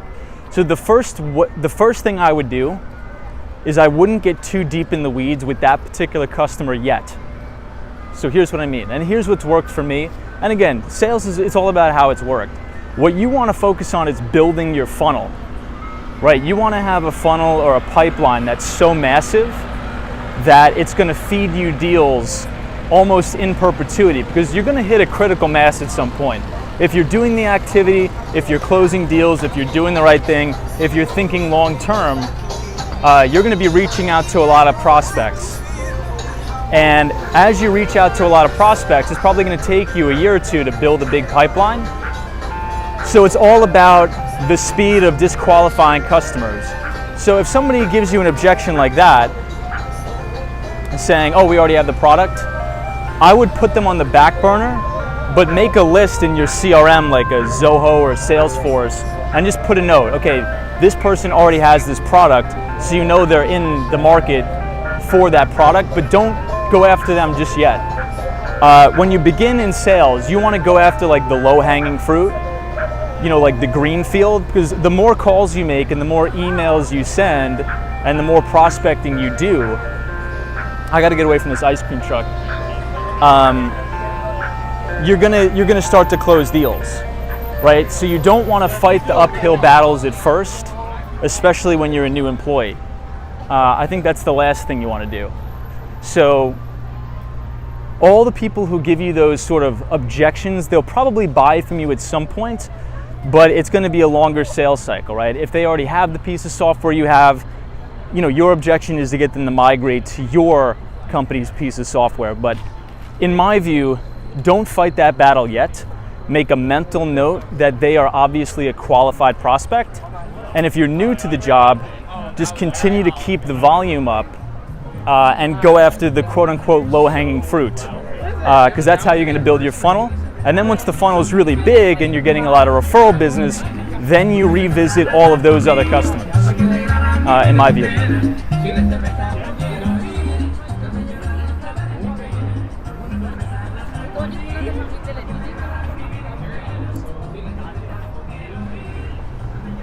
Hey, Sunshine New York City is here. What's up?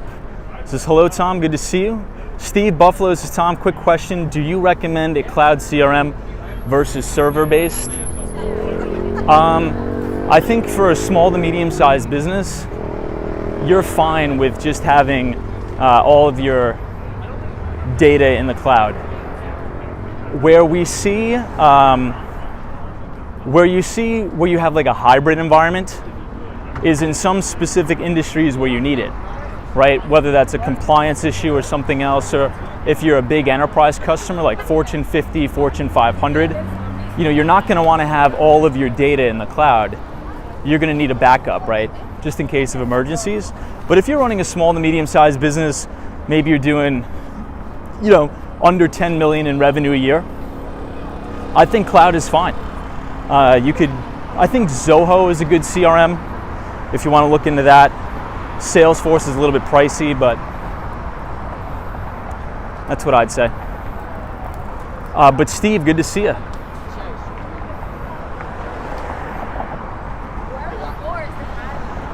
So I have a fun question for the group. You know, as you're walking around the city and you see all the little street vendors and things like that, would you be more prone to buy something from a street vendor that's blasting music, or one that is not blasting any music? Or would there be really no change? Just out of curiosity. So if you're a tourist somewhere, if you are, let's say if you're a tourist and you want to buy a little something from the street, are you more prone to go up to a street vendor that's raging music, or somebody that's not, or it doesn't matter?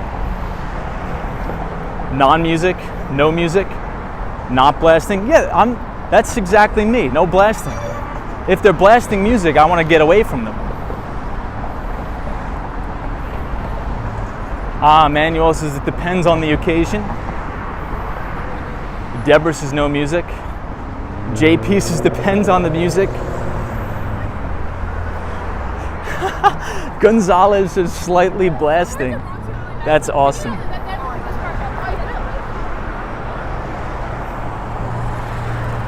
Oh, War Walker says blasting music. Okay. Maybe it's just my personality, I guess.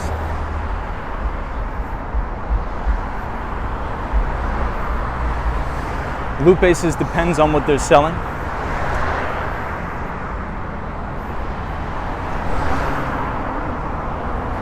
Christian Wilson, okay.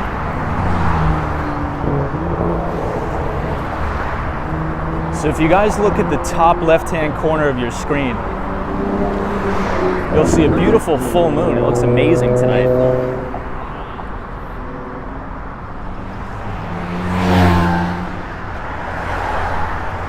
So this is the on-ramp to the Brooklyn Bridge.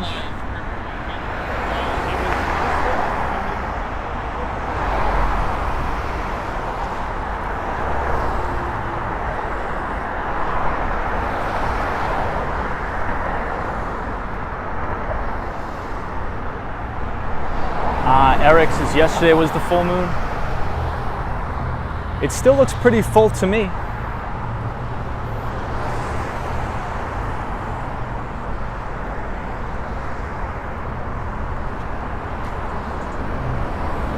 So I think once we get about halfway over the bridge, we'll be able to see an amazing view of not only the World Trade Center, but also Midtown Manhattan as well. You're gonna be able to see the Empire State Building and the like.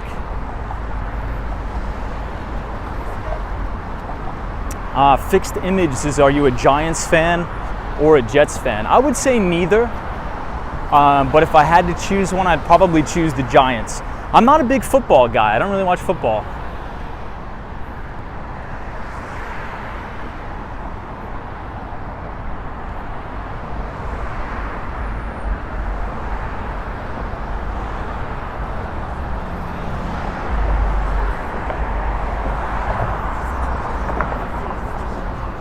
Lupe says, is it nice out tonight? It definitely is nice out. The good thing about it is the humidity broke.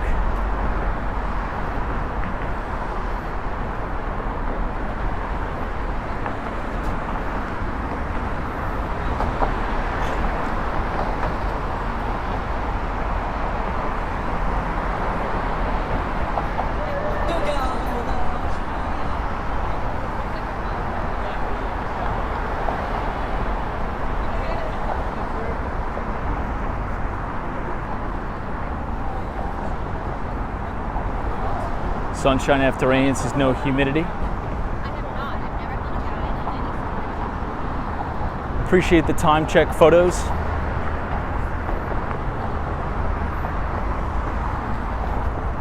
So I just want to make a quick note about the housing data that we got. So the average home price actually went up. Many economists were expecting the average home price to actually decline amid higher interest rates. But this has actually been very, very negative for the rental market, because the rental market, or people looking to rent a property, has actually went up by about a third. And one of the reasons for that is because all of those prospective home buyers that were looking for a home or to purchase something in late 2021, early 2022, they can no longer afford to buy anymore because rates are going up, interest rates are going up. And prices are unfortunately not coming down. So what does that mean? They have to go look to rent. So the pool of renters has actually gone up by about 1/3.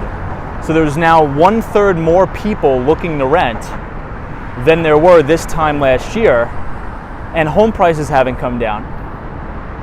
Rates are coming down a little bit. And so the news that we just got out of New York City when it relates to Manhattan, this is a beautiful view of the Empire State Building, by the way, is that the average rental price on the island of Manhattan is now $5,113. And the median rental price on the island of Manhattan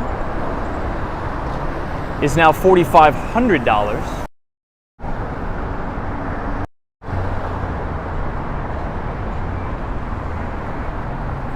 So this is definitely not good news. But the good news is that I'm expecting this to come down substantially. Well, I shouldn't say substantially, at least cool off right around Christmas time. Because usually, historically, everybody tends to move, everybody tends to rent a new apartment right around the spring and the summer because they don't want to deal with moving in the winter. So I think that's going to cool things off a bit. I really do. So I think if you're looking for a place to rent, and if you have the time, if you could stay with family, if you could stay with friends for just a couple months, I would do it. I would do it because I think there's going to be a lot better deals on the market right around Christmas time.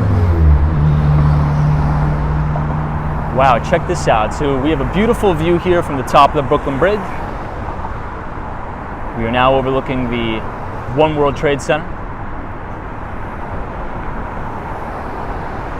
Yeah, the ABX girl says always get your apartments at the end of the year. I have seen one bedrooms under $1,900 now.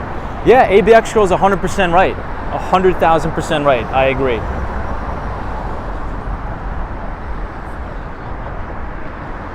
Hey, Sandra Dickinson says, what a thrill, amazing views in New York. Love this, Tom. Thank you so much. Thank you for watching, Sandra. Appreciate it. Ed T says rents never go down. I think they'll start to cool off. That's my bet. That's where I'm placing my bets.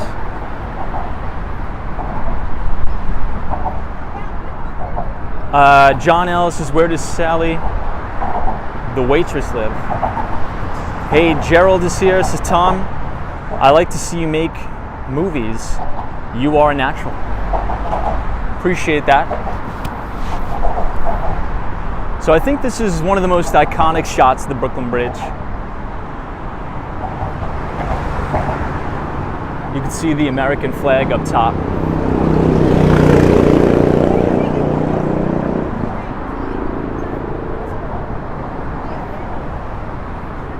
Man, check out that full moon as well, or the 99.99% full moon.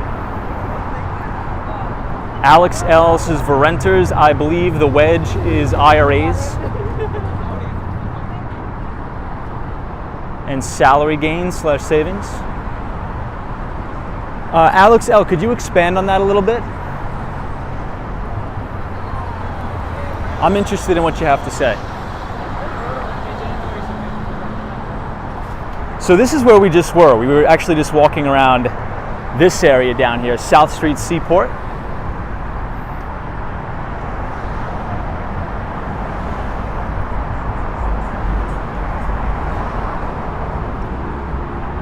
CT says fantastic vantage points.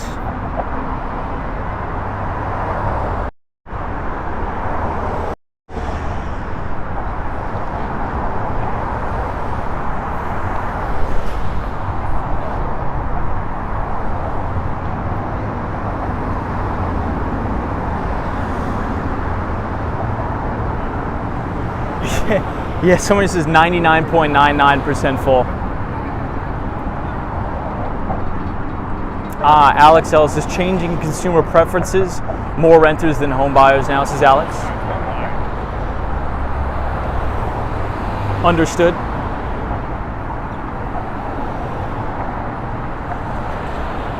All right, let's continue to walk because it's going to be an even better view over here. Once we get to the, I guess you could call it the midway point, the view is going to be even better. Hey, Tiago is here. Keisha says, Tom, does the bridge have a closing time? No, it's 24/7, 365. The Brooklyn Bridge is always operable. Hey, Myra King says, hey, Tom. Good to see you, Myra. The city is looking spectacular this evening. How's the weather? The weather's not bad. I mean, the humidity is pretty much all gone. I mean, thank God. I mean, this past week on the live stream has been really crazy with the humidity. Hold on, I'll zoom in on Midtown Manhattan for you guys. So in this shot, you could see the Empire State Building. You could see 432 Park Avenue. You could see the Chrysler Building and the H&M Building, as well as the Bank of America Tower, all in one shot.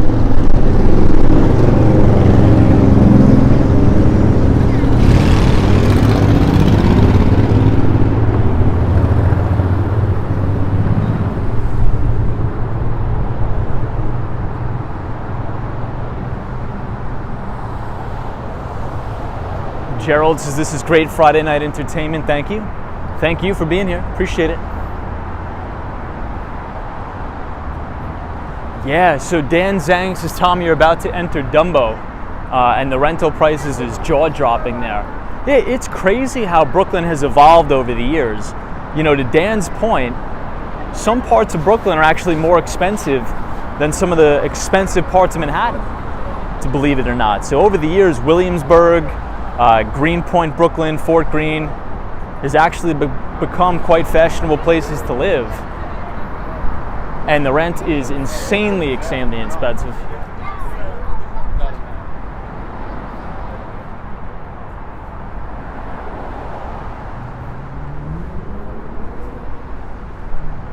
All right, check out the view from here, everybody. If you're enjoying the view tonight, feel free to leave a like on this video.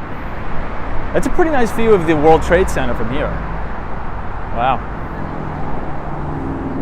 I know, Dan Zhang says like Dumbo, places like Brooklyn Heights. Cobble Hill too. You know, Park Slope has gotten really expensive over the years, like extremely expensive.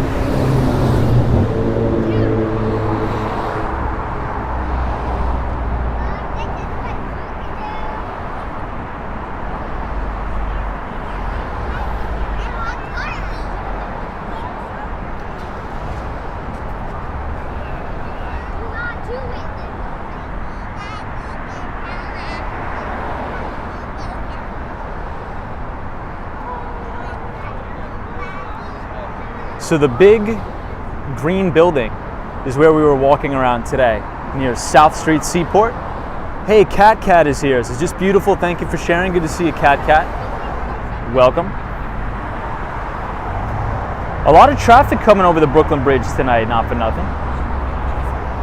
Hey, life begins at 40. Says, hey, y'all, what's up? Life begins at 40. Welcome.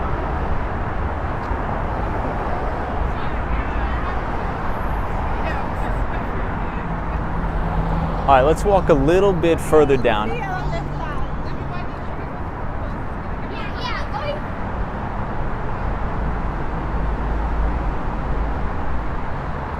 Yeah, so NMB 045 says, Tom, did you hear that merchants will be charged an additional 3% MasterCard fee when customers opt to pay their purchase in installments? Yeah, I did hear that. You know, this is that new emerging trend of the buy now, pay later. And a lot of these smaller, well, I think this has been going on for a while, where merchants are now passing on the credit card transaction fees to the customers. A lot of the times when you go out to eat in New York City even, you'll have to pay, you know, a couple percentage points just for the credit card processing fee.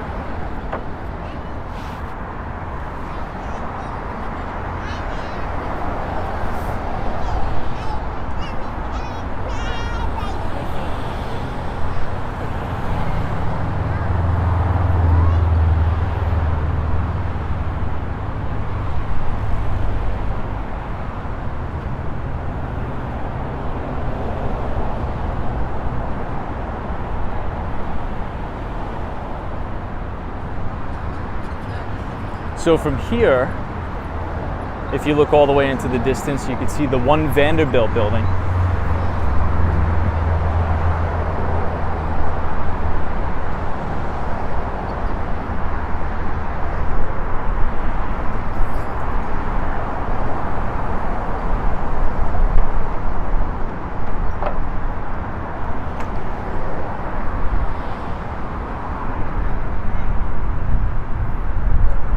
So anybody have any plans for the weekend? Anybody doing anything fun, anything interesting?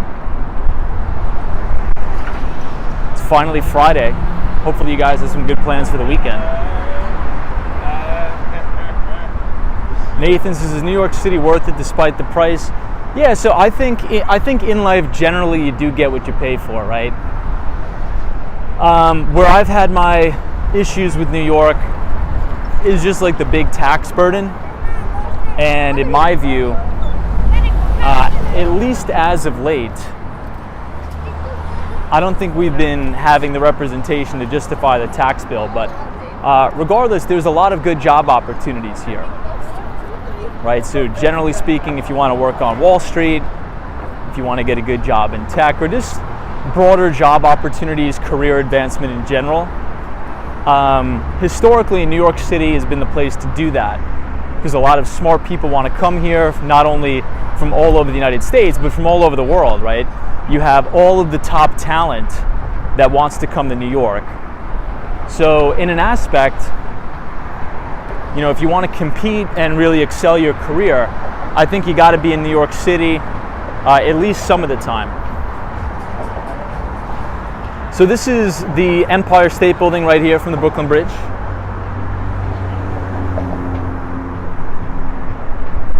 Martin says, Tom, are bikes allowed on the walkway? No, so the bike path is actually on the lower tier, which is right here. So the bike path used to be up here on the walkway, but now they moved it down on the left side of the bridge, which I think was actually a good idea. So there's no bike congestion from here, which is good. Hey, Ibrahim Azam is joining us, welcome. You know what, I'll show you guys the Statue of Liberty. You guys want to see the Statue of Liberty from up here? I'll zoom in on it for you guys. So check this out. You're going to look all the way in the distance, and I'm going to zoom in on her. That little tiny green speck right here is the Statue of Liberty right there.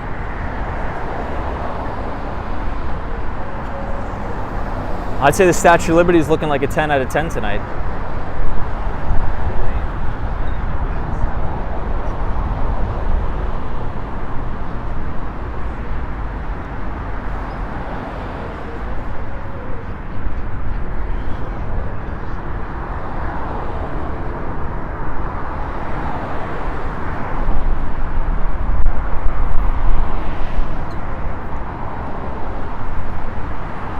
Hey, Cindy Foley is here. What's up, Cindy? Good to see you. Hope you're well. George is 10 out of 10. Welcome, George.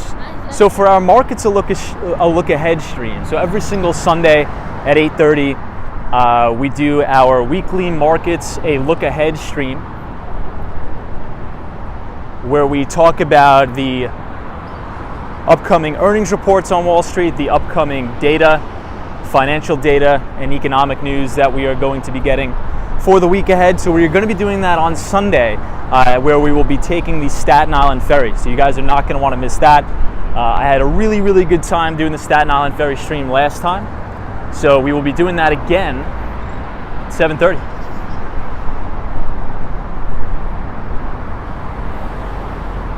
So I have a tip for anybody who hasn't been on the Brooklyn Bridge yet. What you want to do is you want to walk across the Brooklyn Bridge once during the day, but then you got to come back at the same day at night and experience what it looks like at night. It is miraculous. And right in the middle of the screen, you can see the One World Trade Center. Wow, Judy says thank you for the happy birthday wishes.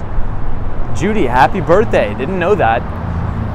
Let's get a happy birthdays in the chat for Judy. Might as well, right? Definitely a nice time for a birthday right on the weekend.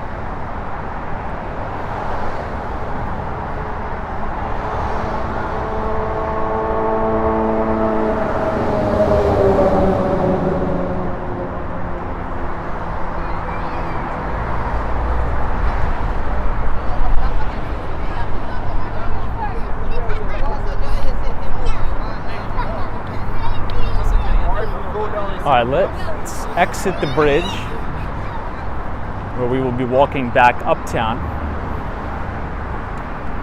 Ooh, the guy's riding the bike where he's not supposed to be riding the bike.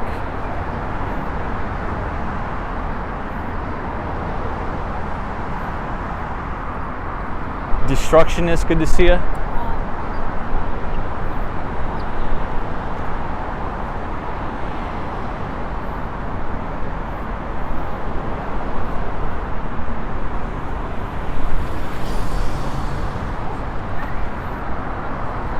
Hey, Donna L. What's up, Donna?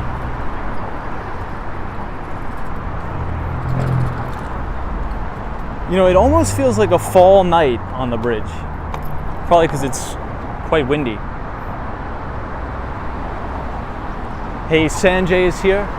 This is hello from India. Welcome, Sanjay. Good to see you always.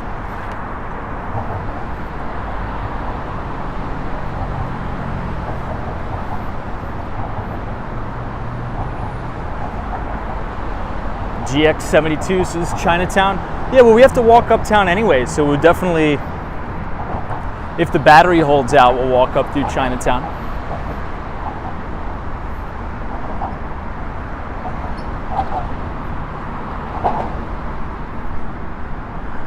All right, one more shot of the World Trade Center.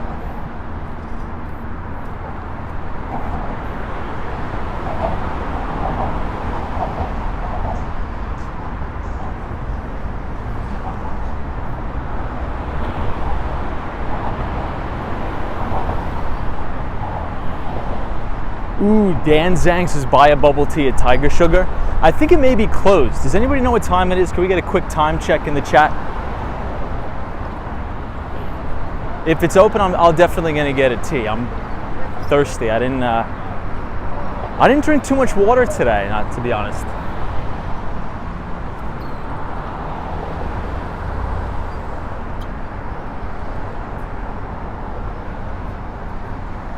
Okay, only 10:26. The night is still young. I think we're making pretty good time. Ooh, check out the dog.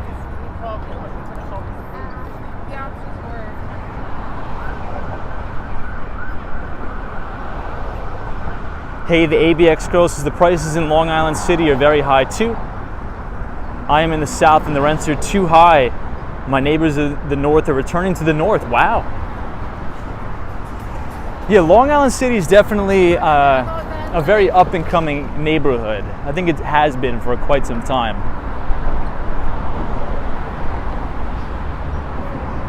I think a very underrated neighborhood, if you're ever looking to move to New York, is Greenpoint, Brooklyn. Greenpoint, Brooklyn is a very, very underrated neighborhood. Beautiful, beautiful, beautiful.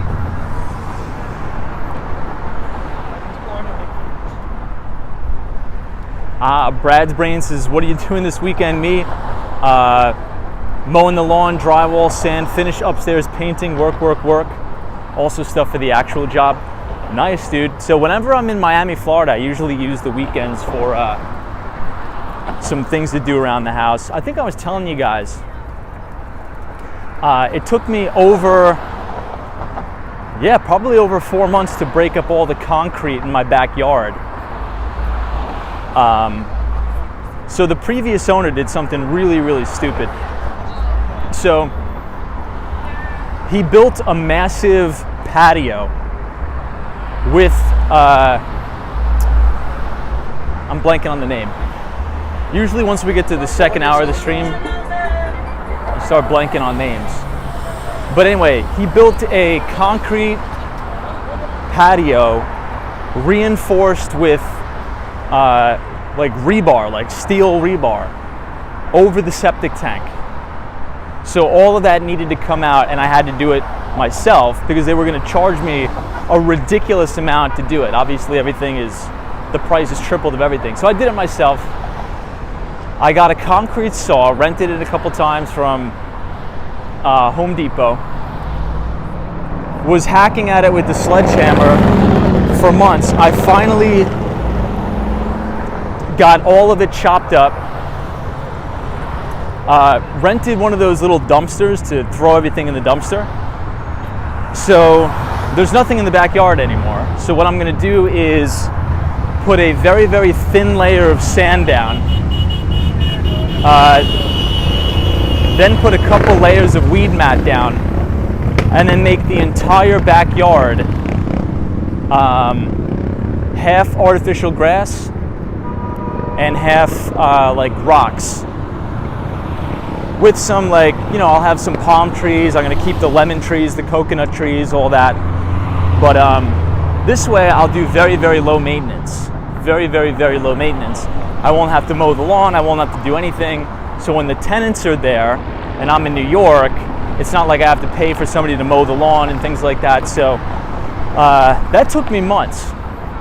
The second thing I did is I ripped up all of the flower beds, took out all the old garbage and all the old rocks, did the same thing, layer of sand, 2 layers of weed mat, filled it in with rocks, bought some planters. In the planters I put some nice clusia bushes, and the house looks completely different. So just a little bit of handiwork like that. It's going to take you some time, but if you do things yourself, especially on your first property, you can significantly increase your property value just by doing basic things yourself. So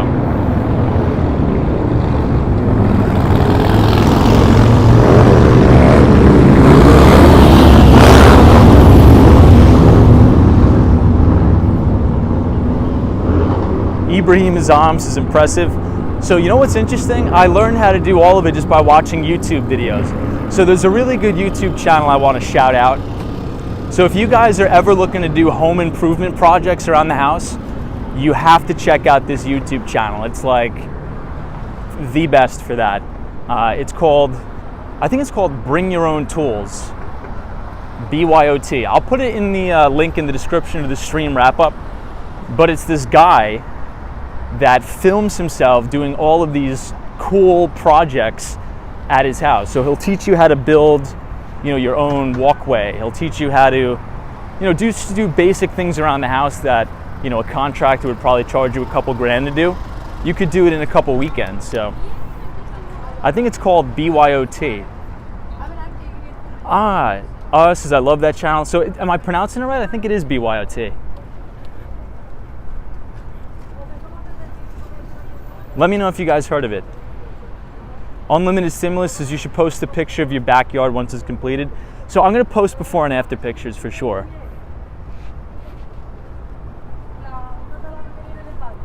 So the reason why I chose this particular property is because back during, this time last year, all the snowbirds that were moving from New York wanted to buy like ready to move in homes in Miami. So anytime if they said, oh, there's an issue with the septic tank, you're going to need to put a little bit of work into it, those homes always got overpassed. But you always want to buy below market value real estate and just put a little bit of elbow grease in the property yourself. Hey, Anthony says you could learn anything on YouTube. I've learned so much about New York City from you, Safat, and AK.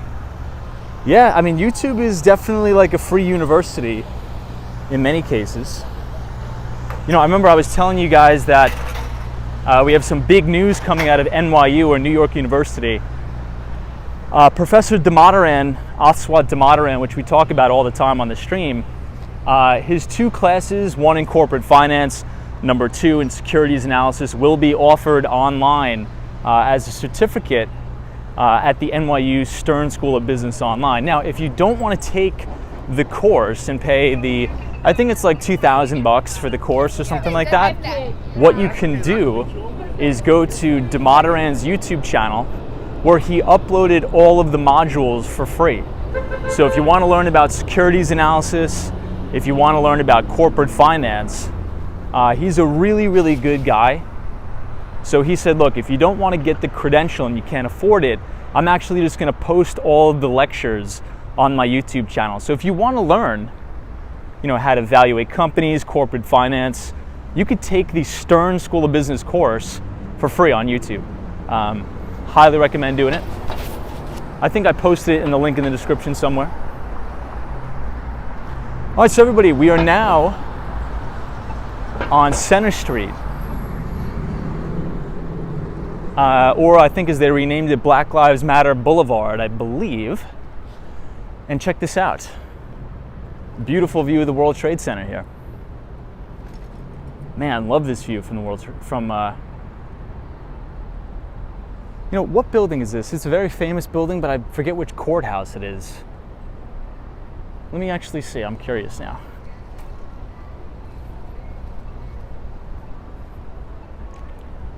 The David Dinkins Municipal Building, that's it. Right here on Center Street.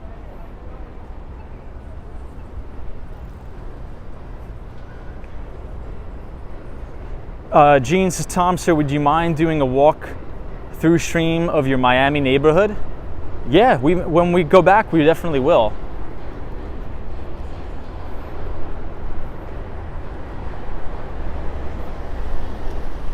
Dan Zhang says they all close around 8:30. Copy that. Hey, Carrots is here. Good to see you, Carrots. Says that is the way. MIT Open Coursework is great as well. That is really great as well. It's a very good resource, very good tool. A lot of people, they'll always say, oh, do you think it's worth it to take this, the certificate courses, right? So is it worth it to, spend the money to take a course to get a certificate? They say, is it really worth anything? Well, here's the way I would frame it.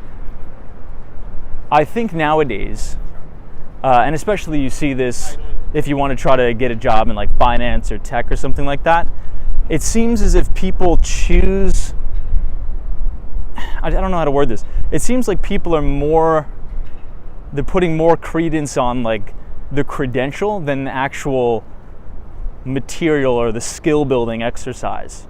So if somebody says, oh, do you think it's worth it? Well, you should just ask the same question to yourself. If you take this particular course, is that going to build a new skill to make you more marketable or to be better at your job, right?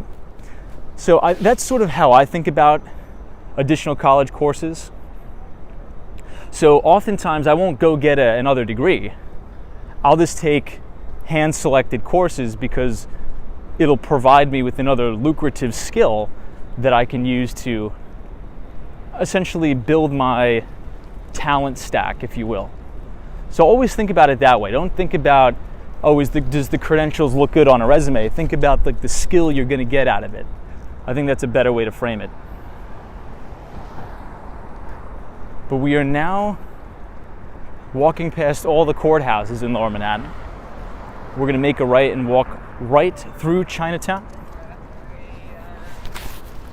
I'll give you guys one last look of the World Trade Center.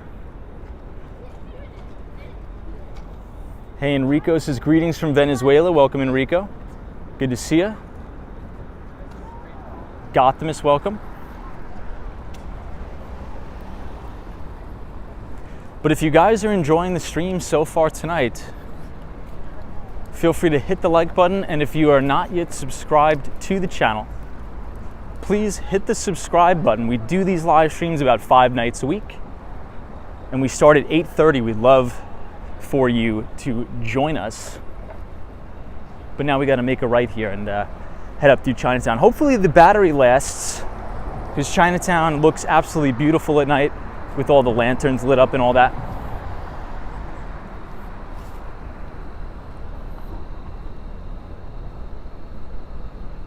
Steph Wright is here. Susanna says Professor Damodaran. Is that the name? Yes, Damodaran, but I believe you spelt it wrong. Here's what you can search on Google. If you just Google search NYU Stern and then Professor Aswat Damodaran, securities analysis, he's going to pop up. He's always on CNBC, Bloomberg, and the like. And he's really renowned as the dean of valuation.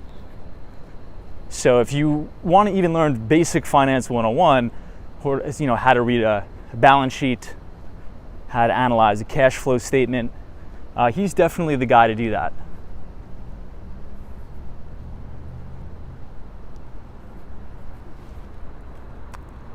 Don't Kill Carrots says, would you say the chances of getting hired are more likely with a college education than the equivalent skills and certifications?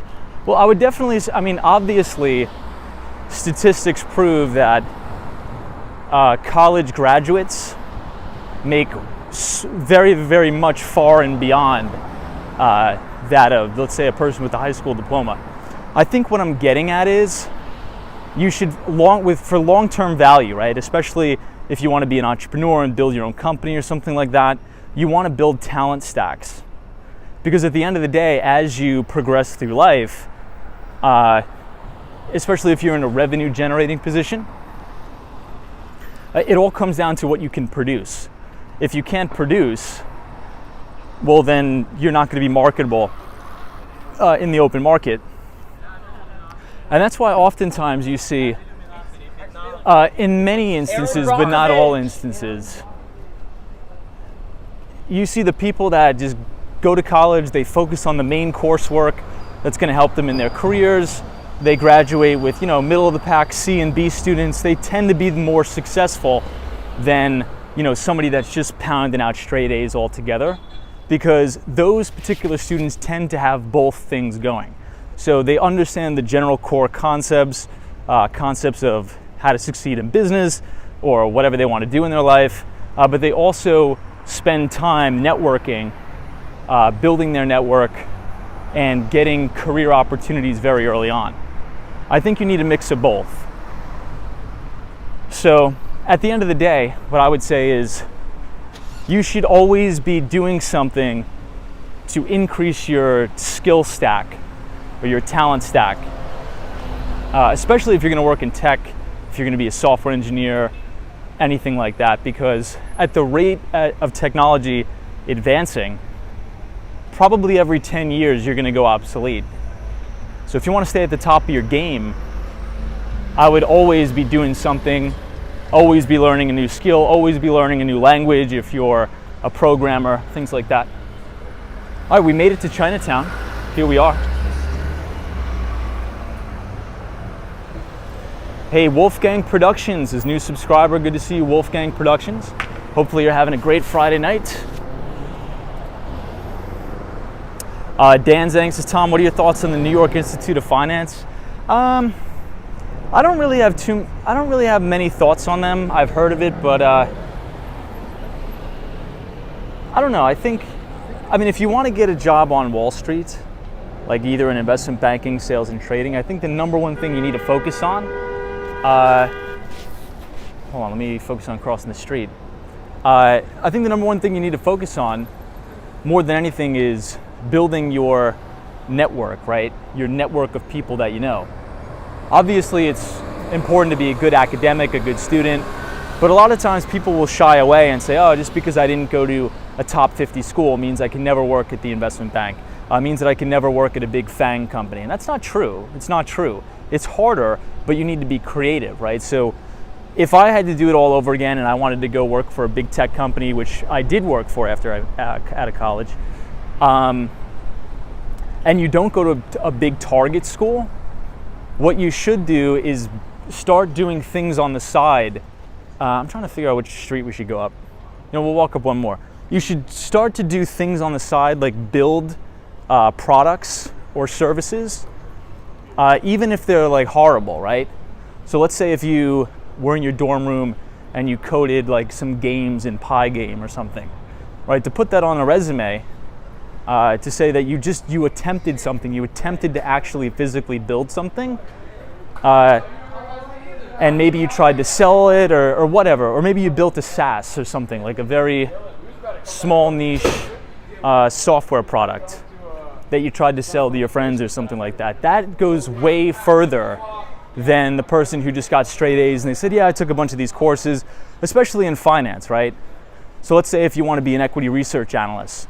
Well, maybe what you could do is in your spare time is you could build a portfolio of companies that you've analyzed. So maybe you want to build a bunch of discounted cash flow models, right? And then write up a bull thesis on a specific stock. And if you can articulate that to employers, either in a cover letter, say, hey, this is what I've done. These are all the models that I've built as a freshman in college. They're going to be like, wow, this kid is really taking the extra step, going the extra mile, and really working hard. I think if you don't go to those top schools, you just need to start taking the initiative to do things yourself. So if you want to go into sales and trading, or maybe you want to work at a hedge fund, well, maybe you open up a brokerage account, put $1,000 in there, and if you can articulate in a reasonable manner what your bull thesis or a bear thesis was on a specific stock, if you could say, okay, I bought this particular company because it has an expanding TAM or total addressable market, it's compounding out its earnings at 25% per annum, it has good return on equity, and if you can articulate that, that's going to go a lot further than, oh yeah, I went to Cornell or I went to Duke. So it definitely is doable. You just got to take the initiative to in your own hands, I'd say. But everybody, check this out. This is one of my favorite places in the entire city. Chinatown looks absolutely beautiful. Man, I can guarantee the stream does not do it justice, everybody. This is an absolutely beautiful, absolutely beautiful street. Love Chinatown. Once we make a right here, you're going to be able to see more of the lanterns hanging from the street. Wow, check that out. Cayenne Pacific says, Tom, are you still going to be sending out the Behind the Street newsletter by email this month? Yes, so we will. I was supposed to send it out Tuesday, but I wrote the entire newsletter and it got deleted. So I was feeling a little bit demoralized. So I'm going to pick back up next week and write it again. But yes, the newsletter will be sent out on Tuesday. The LT prods are those paper balls. Let me see. Let's try to zoom in on one of them. Well, I think they're called paper lanterns is the exact terminology.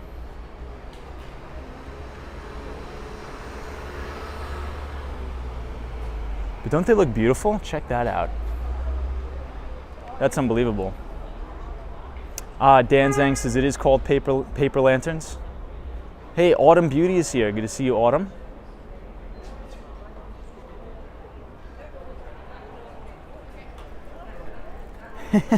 Yeah, Dave. We'll definitely pick back up next week. But look, things happen. Technical difficulties happen.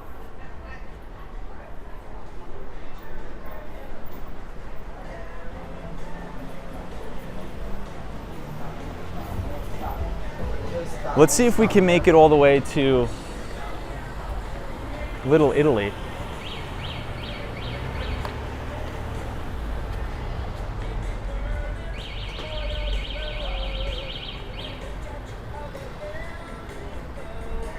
Ooh, this is another really nice street, everybody. Check that out.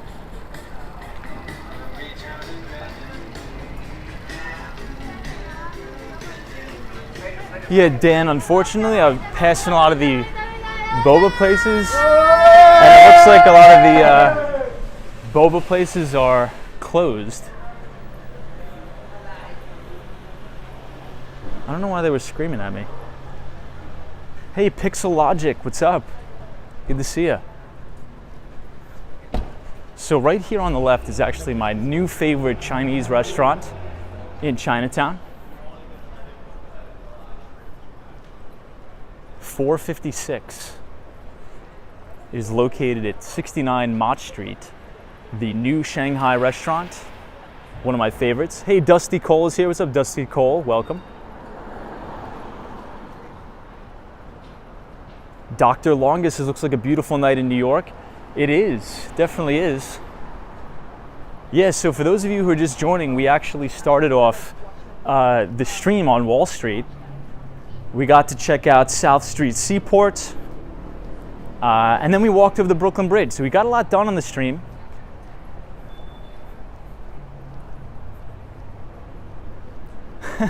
Tin Man's like, yeah, they got really excited to see us.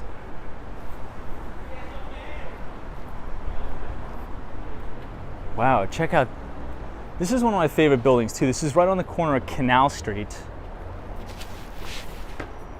Really, really beautiful building.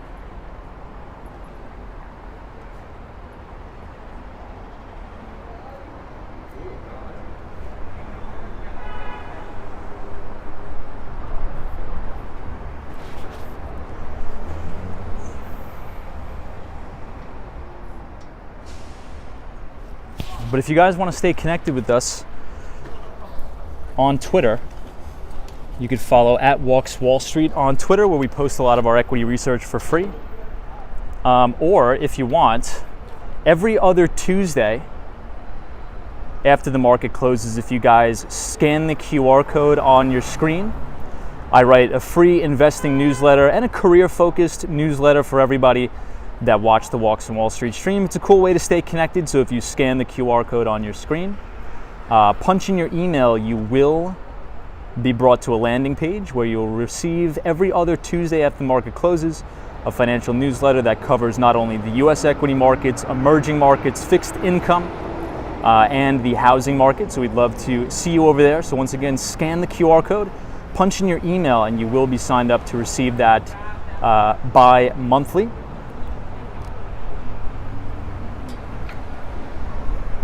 But for now, let's see if we can make it to Little Italy.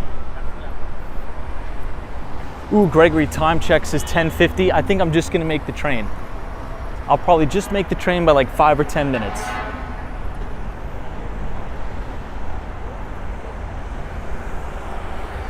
Hey, Belle is here. Good to see you, Belle.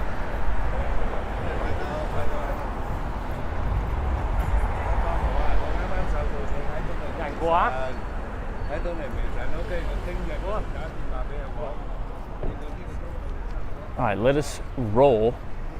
This is Canal Street. I would say the main street that runs all the way from the east side to the west side of Manhattan. Usually during the day, you'll see a ton of vendors selling things on the street. Very unique street here.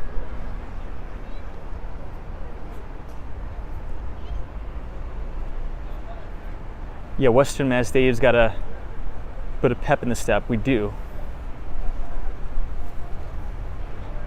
we do have to put a pep in our step.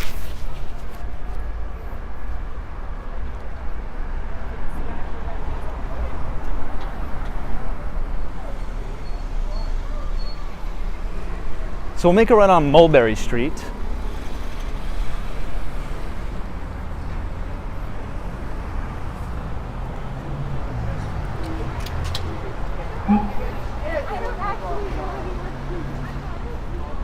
Ooh, it looks like everything in Little Italy's open still.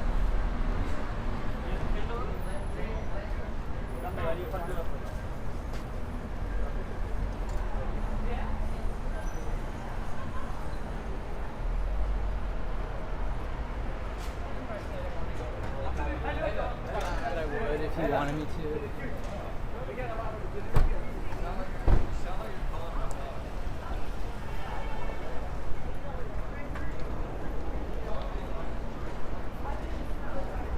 Disney Matt's, his best restaurant in Little Italy.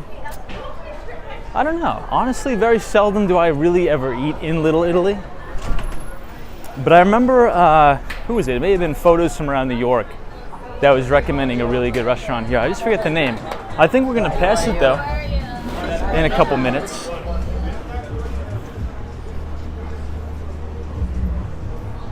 Wow, look up here, everybody. It's actually kind of packed here. Michaela Andrews here says good night, good night. Michaela, thank you for joining.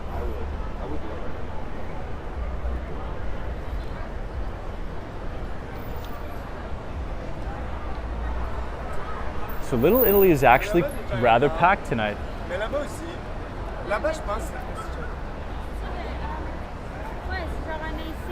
Sabrina Ferris is happening here, definitely is.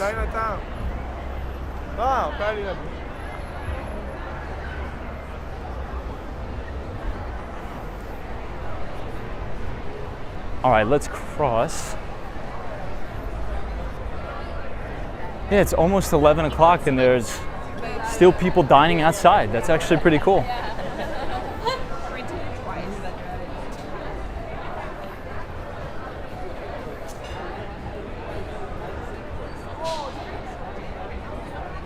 Hey, Andy is here from South Korea. What's up, Andy? Good to see you. So it's already Saturday for you, Andy. So Andy, I've been hearing from some of my friends in South Korea that it's been raining almost every day. Has it been raining pretty much every day where you're at? Somebody says go to Domino's. Yeah.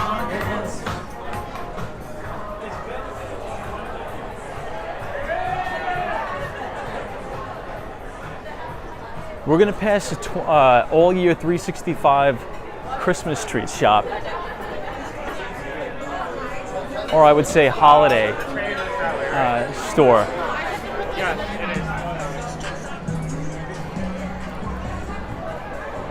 So the Christmas New York store. Yeah, Andy's like, yeah, Tom, it's raining every day here. That's a bummer, man. I am Kai says, I want to go to Coney Island. Coney Island's nice.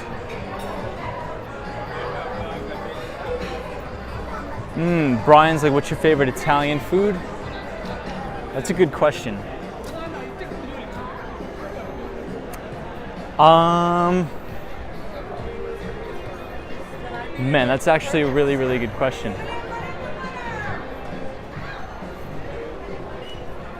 I don't know if I have a favorite. I don't know if I could pinpoint an exact favorite. But I'll tell you what I always get when I go to Becco.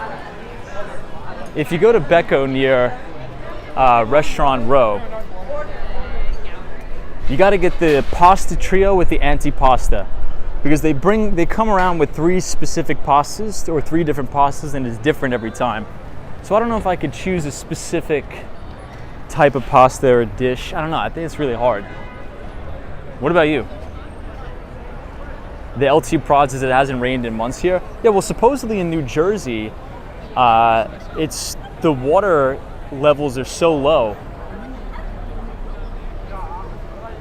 that they're actually about to call a water emergency to have people ration the amount of water they use. This is a very famous bakery here, Ferrara.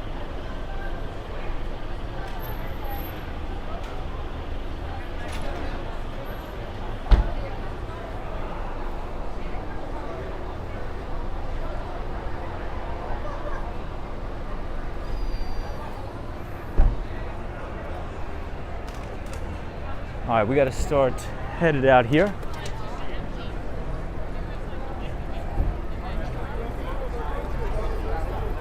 Oh, but if you guys want to join the Discord, I did open up an additional channel on the Discord for all of my restaurant recommendations in New York. So if you look in the link in the description of this video, it'll have the link to the Discord, to the LinkedIn, to the Twitter. Join us over there. Join the Discord. I posted all of my favorite restaurants, so if you guys want any recommendations. Yeah, I think I'm seeing a lot of comments about Coney Island. Coney Island's just very far out of the way, especially for me. I think it's like an hour train ride from the city. Maybe a little less, depending on if local trains or not. Yeah, Disney Matt's Empire State Building in the background.